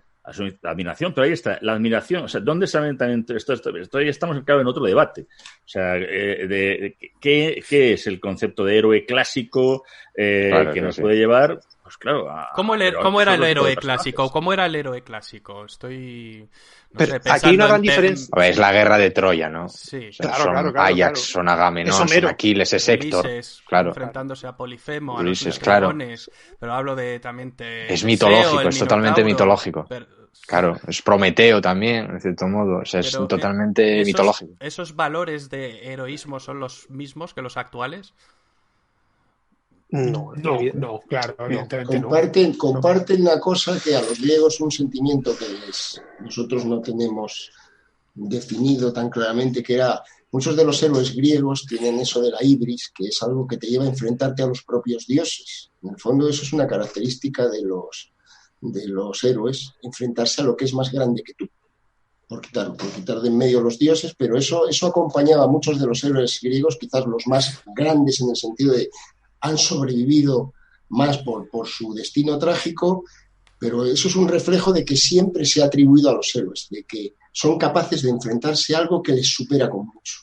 La sociedad, aventuras tremendas. Luego, pues efectivamente, según nuestra escala de valores, pues bueno, las cosas cambian. Alejandro Magno podía haber parado mucho antes. Hernando de Soto era rico, pero no le se había hecho rico, por decir un conquistador español, se había hecho rico en la conquista del Perú, pero no le bastaba. Quería ser tan grande como Pizarro y conquistar el primero un imperio. Y también un Balmis que se lanza a una aventura que es, vamos, cualquiera le podía haber dicho que es descabellada. Ese enfrentarse a algo que es más grande que tú, aunque sea minúsculo como es un virus, también es una característica que yo creo que acompaña a los héroes. Por eso, del héroe clásico al actual, evidentemente hay una escala de valores, pero sí comparten todos que se lanzan a cosas que en principio les sobrepasan. Desde luego, un tipo que se lanza a aplastar algo más pequeño que él no es un héroe, desde luego. Ahora que se ha hablado, por ejemplo, de los héroes de Valer, que se ha puesto el monumento en Madrid, claro, se habla de ese heroísmo. Bueno, era gente del pueblo, era gente en un momento dado, dice, bueno, estaban resistiendo de manera heroica por su convicción, por sus compañeros. Bueno, era un heroísmo que además era luchar contra la enfermedad, al estar encerrados durante casi un año en una iglesia, en una situación además de conflicto. Bueno, los consideramos unos héroes, hay quien no les consideran, pero claro, ¿cómo no vamos a considerar a esas personas que estaban luchando contra viento y marea, a lo mejor por unos ideales que ellos creían justos? Porque también, claro, bueno, pueda ser o no ya el concepto de que es justo o que no es injusto, ya es meterse en aspectos subjetivos. Pero el Cano es un héroe, ese sí que no era como Armstrong, ese no sabía ni a dónde iba realmente, como el que dicen muchas veces. Héroe por accidente, ¿no? Sí, un héroe por accidente, Sí. pero también con una voluntad de querer llevar a hacer algo y de hacer algo que luego, cuando él consigue los aspectos heráldicos, también como decía León, consigue también fama, prestigio, no sé, busca algo más. Tal vez, claro, es que también estamos hablando a lo mejor a veces también de personajes que son únicos. Por eso muchas veces cuando se habla de eso de héroes anónimos, no es que sean anónimos, o sea, son héroes desconocidos. Que todos tienen su nombre y su apellido, y hoy mismo lo que no tenemos es muchas gentes, a lo mejor eso, que también es verdad, que estabas ahí hablando también, Daniel, el nominar al héroe, o sea, el personalizarlo. Y eso también viene bien, porque la historia muchas veces cuando es tan genérica que nos faltan arquetipos, pues no podemos tampoco vernos en ellos. Si no nos vemos en ellos, en héroes, en unos héroes clásicos, no es París, claro, que en fin, es un sinvergüenza que se lleva a la mujer de otro, hombre, ese no. Pero en otros así que sean interesantes, pues sí, claro que sí, que es necesario para cualquier sociedad. Es que hay que tener cuidado también a la hora de juzgar, o sea, no podemos aplicar nuestros preceptos de hombres y mujeres del siglo XXI sobre determinados héroes. O sea, yo, de nuevo, y lo siento mucho, Fernando, difiero contigo con lo que has dicho de Julio César o de Alejandro Magno. Incluso me parece incomparable la figura de Alejandro Magno con Napoleón, porque hay algo que marca Napoleón, el nivel de inspiración que ha generado a lo largo de la historia, y no solo porque tenga un recorrido mucho más corto, es infinitamente menor que el que generó Alejandro Magno. Es que como Alejandro Magno querían ser todos los reyes y grandes personajes desde que Alejandro Magno muere hasta la Baja Edad Media. Todos querían ser Alejandro Magno. No solo Julio César, que cuando ve una estatua de Alejandro Magno llora ante ella porque tiene la misma edad que él y no ha conseguido ni una décima parte, sino el gran Teodorico el Grande, el rey ostrogodo, quiere ser comparado con Alejandro Magno, quiere superar a Alejandro Magno. Y estamos hablando de que Teodorico el Grande junto con Carlomagno son los dos reyes europeos que generan un ciclo legendario, un ciclo de relatos y cánticos épicos más grande de prácticamente toda la historia. Alejandro Magno es el arquetipo del héroe conquistador. De ese mismo héroe sería Hernán Cortés, por ejemplo. Ante un héroe de la misma categoría, ¿no? El pero fíjate, déjame un segundo que te corte, perdóname. Pero si te das cuenta hay una diferencia. Parece que cuanto más antiguo es el héroe, como que más se le respeta, o más la historia de la sociedad la ha venido respetando. Cuanto más se acerca a nuestra historia, más empezamos con los peros. Porque de Alejandro Magno, nosotros 6, los peros serían muy pequeñitos, pero de Cortés puede, no sé, en mi caso no sería así, algunos otros empezarían a sacar un listado de peros. Pero es porque se vuelve legendario, con el paso del tiempo se vuelve legendario. No, y el tiempo lo es todo, es decir, la conquista romana de Hispania, que fue a sangre y fuego en ciertas zonas, especialmente en el 200 norte años de América, se recuerda como un gran acontecimiento y estamos agradecidísimos. En cambio, la conquista española de América no trae más que problemas. Debates y disquisiciones entre historiadores y demás, porque claro, una está a 2000 y pico años vista y la otra a solo 400 y pico años vista. Sí, y eso cuenta pero bastante. También está el fenómeno de la creación de la leyenda negra. Sobre los romanos no existió esa leyenda negra. Y sobre la conquista pero española, eso es muy interesante porque tiene que ver hasta qué punto, hasta dónde llega la historia. Hay veces que no tenemos tal. Hasta qué punto la historia ya es tan pasada que no la vivimos, o hasta qué punto es tan presente, tenemos una historia tan reciente que la vivimos como algo personal. O sea, por eso tenemos muchísimos ejemplos a día de hoy. O sea, el siglo XX, como lo tenemos al lado, pues es una historia que casi como nos la tomamos a pecho, nos la tomamos de manera personal. Claro, no es lo mismo con la antigüedad. Incluso de una manera perdona, Leo, solamente porque es la cuestión de decir héroes en un espacio muy reducido. ¿Adolfo Suárez y Gutiérrez Mellado fueron unos héroes? Fueron héroes en su momento dado. Se comportaron, el día del golpe de Estado, se comportaron de manera heroica. Claro. Ahí está. Por eso dice, pero sin embargo ahora, claro, el planteamiento es que luego también Adolfo Suárez tuvo la gran suerte, perdón por la broma, porque ya se sabe, también lo decía Rubalcaba, que como enterramos también en España, y como decía Jardiel, lo mejor para salir a hombros es que uno se muera, pues siempre el muerto va a salir a hombros.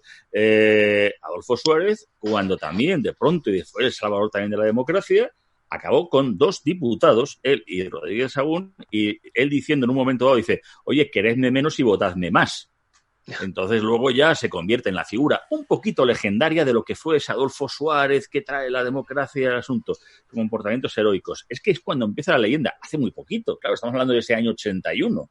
Pero imaginémonos, como estáis diciendo, cuando vamos hacia atrás. Claro, esto a lo mejor dentro de 400 años por Dios, la lucha con Tejero a lo mejor debió ser casi a espadas, o sea... Y habrá cánticos épicos y se hablará sobre claro, ello. Claro, como un cantar de jefes, sí, claro. Mira, Porque al pero final bueno, nos acordamos de muy pocas hombre, cosas. Ahora tenemos más información y la podemos almacenar, cosa que no se podía decir hace 1000 años, ¿no? El Cid Claro. Campeador, por ejemplo, se convirtió en el héroe por antonomasia Y de nos la... gusta la jura de Santa del reino- Gadea, que es lo más del reino de bonito, Castilla, y nunca ¿no? existió, Claro. para colmo. Oye, pero perdón, he cortado a León, que es el que iba a hablar. Perdóname, León. Sí, no, sencillamente, bueno, que es que tenemos aquí un tema muy interesante, ya que se habla de héroes conquistadores y tal, y es eso, los apellidos de los héroes. Los héroes humanitarios hasta ahora no han sido considerados héroes. Los héroes civiles, si queréis, y os voy a dar 2 ejemplos. El caso más extremo de héroe es aquel que no el que se enfrenta a la muerte, sino el que sabe que va a morir. Por ejemplo, los que se metieron en Chernobyl a sabiendas de que de ahí no salían. Eso es un acto heroico extremo. Os voy a dar un ejemplo de nuestro país del que posiblemente no habéis oído hablar, o sí. Castellón antes tenía entre la costa, entre el Grao de Castellón y la propia ciudad de Castellón, unas marismas inmensas sembradas de arroz. Eso, los arrozales son fuente de toda clase de plagas. Periódicamente durante el siglo XIX había terribles epidemias en Castellón. Los médicos, en una epidemia que hubo en el 1800 y poco, no recuerdo el año, murieron todos. Y lo sabían. Lo sabían porque la mortalidad era altísima y los médicos, en vez de huir como el resto de la gente acomodada hacia zonas más salubres, se quedaban para salvar a la gente. Y el caso más extremo es no solamente el héroe de Cascorro, que salió vivo, pero que se metió con la cuerda porque pensaba que iba a morir. Ese es el típico héroe extremo de militar que sabe que va a morir. Pero los héroes cívicos o civiles, como los queramos llamar, es curioso porque todavía no están muy reconocidos. Pocas estatuas veremos y pocos reconocimientos veremos a actos como los de Chernobyl o como los de Fukushima o como los que sucedieron a lo largo del siglo XIX. Pocos vamos a ver. A lo mejor lo que hay que empezar es a cambiar un poquito el concepto y eso, empezar a poner en valor ese apellido, aparte de los héroes militares, los héroes conquistadores, los héroes míticos. Poner todo este tipo de héroes porque en algunos casos pueden ser tan extremos como los demás. Bueno, Yo creo que más que... No, sigue, No, sigue, yo creo que- sigue, Daniel. No, yo creo que para postear un segundito que ha dicho León, más que cambiar, yo diría adaptar. Antiguamente era más fácil que el héroe fuese 1 o 2 personas, y ahora en los tiempos que vivimos es más fácil que haya más héroes y que sean en grupo. Pero porque la sociedad ahora mismo se ha vuelto más grupal, o la historia se ha vuelto más grupal de lo que era antes. Antiguamente la historia la cambiaba la persona que daba el paso al frente, emergía la figura del líder, como decía Cebrián, que en paz descanse. Ahora no, ahora no hay un enfermero único que esté ayudando, sino como hay tantos enfermeros, lógicamente hay que valorar a todos ellos. No es solo un personal de limpieza, sino hay muchas personas de la limpieza que están trabajando en ello, y ahí yo creo que lo que tenemos que hacer es adaptar, en todo caso, la figura o la visión del héroe y, por ende, el homenaje al héroe, que también es algo muy importante. Es que la figura y la visión del héroe ya la hemos readaptado. En nuestro mundo, un mundo caracterizado por relaciones pacíficas, por un mundo muy poco violento, etcétera, en el que se valora mucho lo humanitario. Un héroe de nuestro tiempo es Nelson Mandela, por ejemplo. Tipo al que le ponen nombres en las calles. Hace 200 años jamás se hubiera merecido ni una sola mención. O se hubiera convertido en un santo, que era la variedad de héroe humanitario. La del que ayuda a los demás, la del que se desvive por los demás, pero no entraba dentro de la idea del héroe guerrero que viene directamente de la antigüedad. Es decir, Julio César era un tipo inmisericorde. Alejandro Magno seguramente también lo fue. Ya está. No hay que darle más vueltas. La misericordia llega a través de la confesión cristiana. Hay héroes también en lo civil que son héroes despreciables. Tú dices Nelson Mandela, pues yo te digo Gandhi, que era un personaje despreciable, un racista. Correcto. Cierto. Y es un héroe para los suyos, porque liberó la India, pero es un héroe despreciable como persona. Luego lo aureolaron, se me traba la palabra esta noche, le dieron una aureola de santo laico que no. O sea, es un personaje que él pensaba que los negros tal no merecían ningún derecho. Pero tenemos ese típico héroe, tipo convertido en héroe, que además es ese fenómeno curioso de los héroes. Como has tenido un acto heroico, acto seguido tenemos que extenderte y convertirte en lo más virtuoso del mundo. No, puedes ser un gusano, un sucio en tu casa, y sin embargo ser un héroe. Si es que no preguntan por aquí, ¿es Amancio Ortega un héroe? Amancio Ortega, un héroe empresarial sin ninguna duda. Empezó desde abajo, ha creado... Yo diría un triunfador. Un triunfador empresarial, más que un héroe, un triunfador. Y un hombre solidario, que es distinto, que Sí. también hay que poner en valor. Es un hombre solidario por las razones que quieran. Eso ya, los juicios de valor. Pero es un hombre solidario, pero él no está poniendo en juego su fortuna, no está poniendo en juego su vida. Es decir, no arriesga nada que pueda perder. Es más, podría ganar. Bueno, pero quiero decir, me parece muy bien que gane, pero claro. lo que quiero decir es para entrar en la condición heroica o de acto heroico es que pongas en juego algo que para ti es valioso perder. Insisto, la vida, el trabajo, el aprecio de los tuyos, la familia, eso es un gesto. Vamos a poner un ejemplo.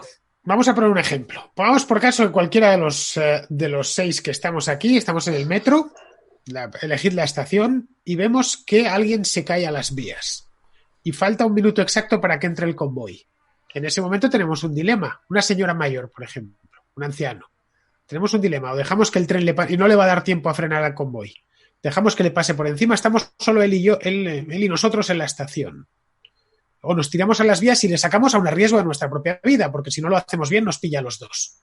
Bien, si lo conseguimos será un acto heroico. Si no lo conseguimos también será un acto heroico. Bueno, con un final infeliz, pero tendremos un acto heroico. Luego en el resto de nuestra vida podremos ser unos miserables, ¿vale? Pero habremos hecho un acto heroico, que es jugarnos la vida, hacer algo bueno para alguien, en este caso para el que le hemos salvado la vida, etcétera. Y no sé si nos pondrán en una calle, pero saldremos en los periódicos y el alcalde nos recibirá en su despacho, etcétera. Es decir, eso es el heroísmo en nuestro tiempo. No es conquistar alguien se acuerda, no lo sé, quizá en algunos países que están sin civilizar, donde glorifican la guerra y estas cosas, pero en nuestro mundo no se glorifica la guerra, se glorifica la paz, lo cual está muy bien. Es decir, tratamos de evitar el enfrentamiento y si lo hacemos porque no nos queda más remedio. Es decir, que no habrá nuevos héroes como Alejandro Magno, adiós gracias. Como Hernán Cortés, adiós gracias. Hay un ejemplo muy Tiempo al tiempo. Hay un ejemplo muy curioso en Balcanes, en Bosnia, en Mostar, donde hay un monumento a los soldados españoles y a todos los que cayeron ahí. Y es un monumento a soldados que lucharon para imponer la paz. Es un concepto también diferente. O sea, no son soldados que no van a conquistar, soldados que van a luchar, y lucharon en muchas más batallas de los que luego nos hemos enterado, pero que fueron a imponer la paz. Y es que tú vas a Mostar como español y yo te aseguro que en el sitio que entres de primeras ya la primera cerveza o el café la tienes pagado. Porque ese recuerdo de esos héroes, de esas agrupaciones, por ejemplo, que estuvieron ahí jugándose la vida, muriendo e intentando a veces saltarse las normativas de las Naciones Unidas, que también según uno les daban, bueno, hay una cantidad de actos heroicos increíbles, que hay que contarlos también. Y son militares, no de los... Eso me recuerda, ¿sabes a qué me recuerda, Javier? Me recuerda a Normandía. Porque, claro, los estadounidenses mucho lo dicen muchas veces y tal vez sea verdad. Yo creo que es verdad. O sea, porque cuando nos dicen que ellos llegaron a Normandía y vinieron a Europa, pero vinieron a Europa a traer la paz. Y es, digamos, la misma visión, ¿no? O sea, son héroes militares, pero no son conquistadores, son los que vienen a traer la paz. Bueno, es un poco romántico, ¿no? Pero a mí me parece muy interesante lo que ha dicho Santa Marta, porque es algo que yo puedo dar fe en el sentido de que me lo contaron de primera mano. Yo tengo 37 años, yo soy muy de la EGB. Y en la época de la EGB, estamos hablando de principios de los 90, cuando estaba terminando la guerra de los Balcanes, los militares iban a los colegios a dar charlas de lo que había sido la guerra de los Balcanes o de lo que estaba terminando de ser la guerra de los Balcanes. Y yo recuerdo, y esto a lo mejor suena un poco a historieta del abuelo de los pelos largos, pero yo recuerdo de estar en el colegio y ver a 3 militares contándote cómo los bosnios, los croatas, a quien más apreciaban en el mundo eran los cascos azules españoles. Que el recuerdo que tienen de los españoles de allí son de auténticos héroes, de una guerra que no les tocaba realmente nada, o que no nos tocaba realmente nada, ir allí y perder hombres, y perder amigos, y morir, y jugarte la vida. Y sí es cierto, y yo esto también lo han contado tiempo después, que tú vas allí, va un soldado español, y si hay que aplaudirle en la calle, se le aplaude en la calle. Si hay que tomarse algo con él, se toma algo con él. Yo perdón por la pero autocita, pero es que yo lo viví. Y te doy fe completamente que así fue. Y eso es increíble. O sea, y eso es lo que tendríamos que estar. Y ojo, lo repetimos en sitios tan poco políticamente correctos como fue Irak, donde el alcalde de Diguanilla no quería estar bajo mando inglés y no querían que se fueran los españoles. Y la gente venía desde Bagdad al buque anfibio Galicia para que los españoles les trataran. Fue en Afganistán, donde también era increíble. Además, se hicieron una integración con la sociedad como tan curiosa, hasta anecdótica, que, ahí Daniel estaría mucho mejor, porque se dejaron unas barbas. Hay un artículo muy, muy bonito de Mónica, de una corresponsal de guerra que estuvo ahí, se llama Barbas por la Paz, porque dijeron, aquel guerrero ¿cómo es? Con barba, barbado, al estilo y tal. Pues así se dejaron esas barbas, que las ha pintado Ferrer Dalmau muchas veces. Bueno, pero esa forma de integrarse con la población local ha sido increíble de nuestras Fuerzas Armadas. De verdad, o sea, eso se tiene todavía que contar. Lo que ha sido Bosnia, lo que ha sido en el Líbano, lo que ha sido Irak, lo que ha sido Afganistán, de lo que han sido nuestras Fuerzas Armadas. Bueno, pero es que los soldados españoles hoy no van a Afganistán o a Bosnia o a donde les toque ir, donde les vayan, o a Mali o yo qué sé, como iban, por ejemplo, a Marruecos hace 100 años. Claro. No eran percibidos por la población civil de la misma manera. No, pero por ejemplo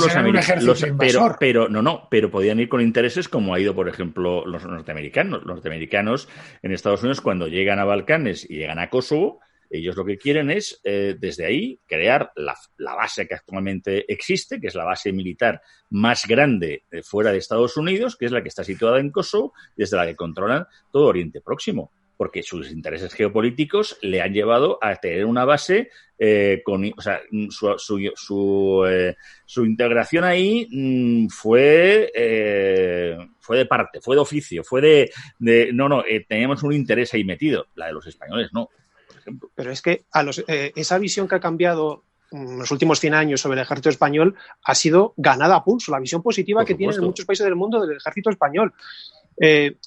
Por cosas de la vida, yo estuve trabajando en un hospital unos años en la sección de cultura, y cuando iba algún militar, evidentemente yo me sentaba a él y empieza a contarme cosas, y me contaba cómo en la guerra de Afganistán la visión que se tenía de los españoles era 100% positiva, pero no solo del país español, de España, el fútbol y demás, sino del ejército español. Por cada ejército de Estados Unidos, como dice Santa Marta, se le veía como se le veía.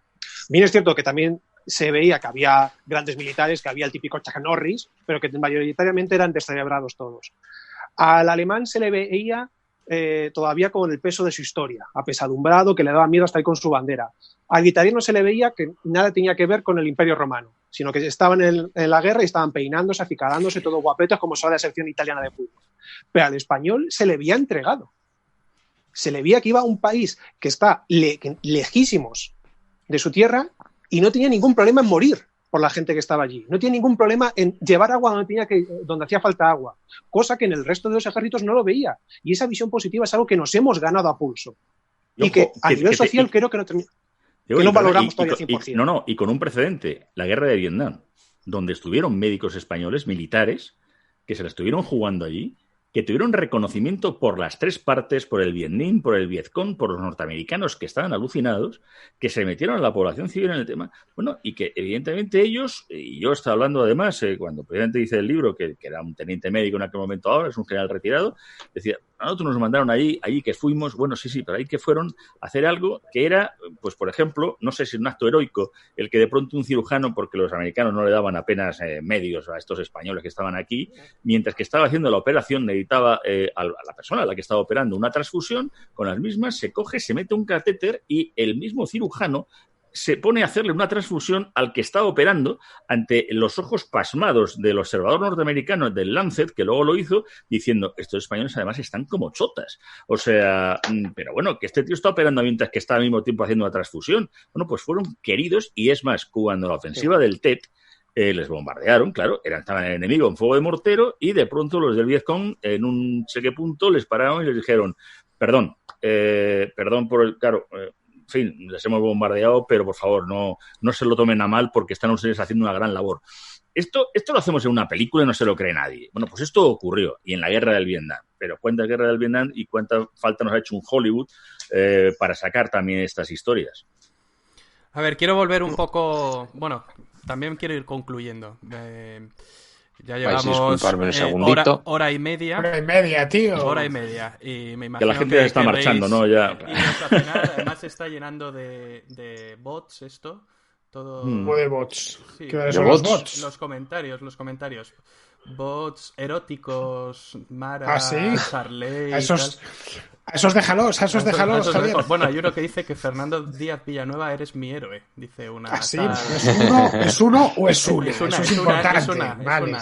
Pero lo que pasa es que se repiten comentarios anteriores. O sea, agarran un comentario anterior y lo repiten. Vale. No te emociones, Fernando. Vale, no me emociono, al contrario. Bueno, os voy a hacer una última pregunta por volver al presente, el tema del COVID-19. Bueno, en realidad os voy a hacer varias. Perdonad. ¿Qué pasa, Javier? Perdona. Bueno, la primera pregunta es: ¿quiénes van a ser los héroes de esta crisis y quiénes van a ser los villanos? La segunda pregunta es: ¿cómo y cuándo vamos a superar esta crisis? Y la tercera sería: ¿cómo va a ser el mundo después del COVID-19? ¿Cómo va a ser el mundo? Si va a ser un mundo diferente, va a cambiar esto. Perdonadme por la carne. Va a haber un antes y un después, como hubo con el 11S. Y bueno, esas son un poco las tres preguntas. ¿Quién quiere ir respondiendo? Y ya con esto, que cada uno tenga una intervención y terminamos, ¿vale? Hombre, consecuencias va a tener, eso por supuesto. Pero yo creo, mira, más que consecuencias que las va a tener, es lo que ha demostrado. Yo creo que es lo que ha demostrado y lo que va a demostrar. O sea, es decir, esto en otra época no hubiese ocurrido que en 2 meses esto hubiese pasado de China a Europa en solo 2 meses. Y esto demuestra que todo el planeta está interconectado. O sea, el que piense que ahora ya hay vuelta atrás a la globalización, bueno, pues ese hombre es un ingenio, esa persona es un ingenuo, porque hoy día la globalización es un hecho incontestable y ya, o sea, no hay vuelta atrás. O sea, ya estamos todos interconectados. Todavía no hemos salido del planeta, pero en lo que refiere al planeta ya todo está conectado. Y la cosa es que si uno cae, todos caemos. Es decir, a día de hoy, todas las grandes potencias, todas las superpotencias, la Unión Europea, están todas y como una caiga, caemos todos. ¿Daniel? Voy yo. ¿O León? Pues- León, perdona. Venga, León. Yo no sé qué saldrá de este mundo, o sea, porque es pronto para saber cuáles serán las consecuencias. Ahora, voy a responder a medias a tu primera pregunta. Como bien se ha dicho por parte de la gente más sensata, no es momento de pelearnos, no es momento de buscar enemigos. Ahora, lo que tienen que hacer los servicios, vamos a decir los servicios básicos, desde los sanitarios a los camioneros, no es enfermar, es atender a los servicios básicos. Entonces, los villanos, desde luego, serán si los que son responsables de esto permiten que, de nuevo, gran cantidad de esa gente enfermo incluso muera por no tener los equipos adecuados. Eso siempre se tiene que recordar. Que ya que poníamos apellidos, por desgracia, muchos de estos héroes son héroes innecesarios en el sentido de que no tenían que haber enfermado, tenían que estar tratando a los enfermos y no ha sido precisamente por su gusto que están enfermando. Entonces, los villanos serán los que permitan que esto vuelva a pasar, que conociendo a la humanidad puede volver a ocurrir porque las cosas son toros que nos pillan 7 veces. Daniel. Bueno, pues para ir, como bien dices, rematando, yo creo que a nivel de héroes ya los estamos viendo, ya los estamos disfrutando, ya estamos siendo unos privilegiados por cómo personal sanitario, personal de limpieza, transportistas, gente que trabaja en los supermercados, toda esa gente que está día tras día conviviendo cara a cara con el coronavirus, yo creo que eso han sido, están siendo y serán los grandes héroes. La cuestión es ver su nivel de reconocimiento más allá de que determinada cadena de supermercados suba el sueldo para el mes en concreto. Los villanos también los estamos viendo.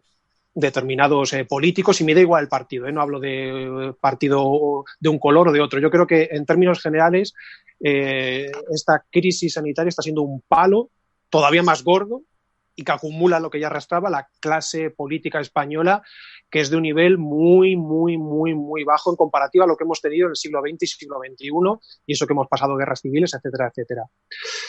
¿Cuándo acabará? Pues evidentemente esperemos que cuanto antes mejor. Yo creo, espero y deseo que ya para verano antes o incluso a lo largo del mes de mayo, pero sobre todo cuando llegue el mes de junio, esto esté más o menos controlado. Y a nivel de consecuencias, hay algo que no se ha comentado y que para mí es muy importante, y es que esta crisis en Europa está siendo una prueba de fuego que no se está superando por parte de la Unión Europea. Bruselas, para mí, está fracasando por completo. El enfrentamiento entre el norte y el sur vuelve a estar presente. La situación de Italia, Francia y España con respecto a Alemania, Países Bajos y, bueno, evidentemente el Reino Unido, ya ni hablo, está poniendo a prueba la Unión Europea. Y yo creo que aquí España, una vez que pase esto, tiene que replantearse hacia dónde mira. Estados Unidos, China, Rusia, Unión Europea o hacia sí misma. Yo creo que hacia sí misma. Fernando. Bueno, yo creo que los héroes los héroes cotidianos, pues son los que están en los hospitales ahora mismo, los que están en las carreteras, manteniendo abastecidas las ciudades. Estos son, ya digo, pequeños héroes cotidianos que están exponiéndose además, especialmente en hospitales, porque trabajan con enfermos. También los vemos, por ejemplo, en las farmacias, en los propios supermercados, exponiéndose a un contagio que, teniendo en cuenta las características de este virus, es no seguro, pero bastante probable. Y luego los villanos, pues no sé, hay que mirar a la política. Evidentemente, si nos encontramos ahora mismo encerrados en casa como estamos, se debe a una imprevisión política de unas dimensiones estratosféricas que, de una manera u otra, deberíamos hacérsela pagar a los responsables políticos del país cuando todo esto acabe, evidentemente, y pedir las responsabilidades pertinentes. Estos son los villanos. Javier. Santa Marta. Bueno, los héroes que los hemos estado ya nombrando todos y están ahí, o sea, yo creo que ya más conocidos. Los villanos, pues los irresponsables, evidentemente, que han hecho una mala gestión de una crisis. No se podía ver, ahora todo el mundo lo sabemos, a todo lo pasado. Bueno, vamos a ver, si ya usted está ahí es para ser un gestor, y el gestor también tiene que ser un analista previo de las cosas. Porque, evidentemente, indicar que no ha habido y no se vayan a pedir responsabilidades de la mala gestión que se ha hecho, de la falta de previsión y de lanzarnos por cuestiones ideológicas a aspectos que está llevando a miles de muertos, pues es una sensatez. Pero también hay villanos que, efectivamente, en el día a día, pues se saltan la cuarentena, se sacan al perro de peluche, tocan las narices y no saben estar, o son tan insolidarios como unos que gritaban hoy en la línea de Concepción a un convoy de ancianos y tal, diciendo: fuera de aquí que nos vais a morir, que les se mueran esos viejos. Hay villanos por todos lados. ¿Cuándo va a acabar esto? Depende de lo que hablemos por esto. La parte sanitaria o lo que va a venir después. Porque esto va a tener unas consecuencias económicas que nos van a cambiar y que va a hacer que mucha gente va a tener grandes problemas. Entonces, sanitariamente, yo todavía veo que, desde luego, el mes de abril, y si me apuras y ya hago una porra, hasta me lanzo pesimista, y hasta el 15 de mayo yo esto lo veo complicado, porque esto además es que no se sabe, no, nada más morían los viejos, no, bueno, ahora los niños en según qué sitio, estamos un poco realmente tirando un poquito como palo de ciego. ¿Y qué es lo que va a ocurrir? Estoy muy de acuerdo con Daniel. Aquí va a haber un gran damnificado, que va a ser la Unión Europea. Pero también al mismo tiempo no estoy de acuerdo en otra cosa. No es que tengamos malos políticos, tenemos malos políticos en Occidente. Occidente lleva un tiempo que da igual donde mires, da terror, da pavor, me da igual que mires a Francia, que mires a Italia, que mires a Estados Unidos, que mires al Reino Unido.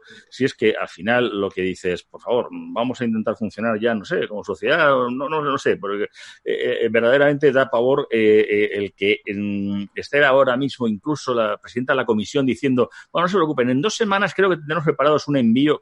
¿Cómo que en 2 semanas? Pero si yo, que trabajé en ayuda humanitaria en la Comisión Europea, en una semana no, en días se tenían envíos para llevar a terceros países. ¿Cómo que se va a tardar 2 semanas para llevar y trasladar cosas dentro del espacio Schengen? Es una responsabilidad que tenemos, que esto seguramente va a llevarnos a lo mejor, no lo sé, si a un resurgimiento de Estados-nación, a otro tipo de sociedad de naciones muy diferente, pero yo creo que sí que va a ser un antes y un después de estos desgraciados felices 20 que los hemos empezado tan mal. Bueno, pues muchas gracias. Con esta intervención de Santa Marta terminamos este mega directo. Muchas gracias a todos por asistir, bueno, los que nos estén viendo, y gracias a todos vosotros por participar. Ya nos veremos en otro mega directo. Todavía no sabemos los invitados, pero continuaremos haciendo directos durante el confinamiento en Academia Plena.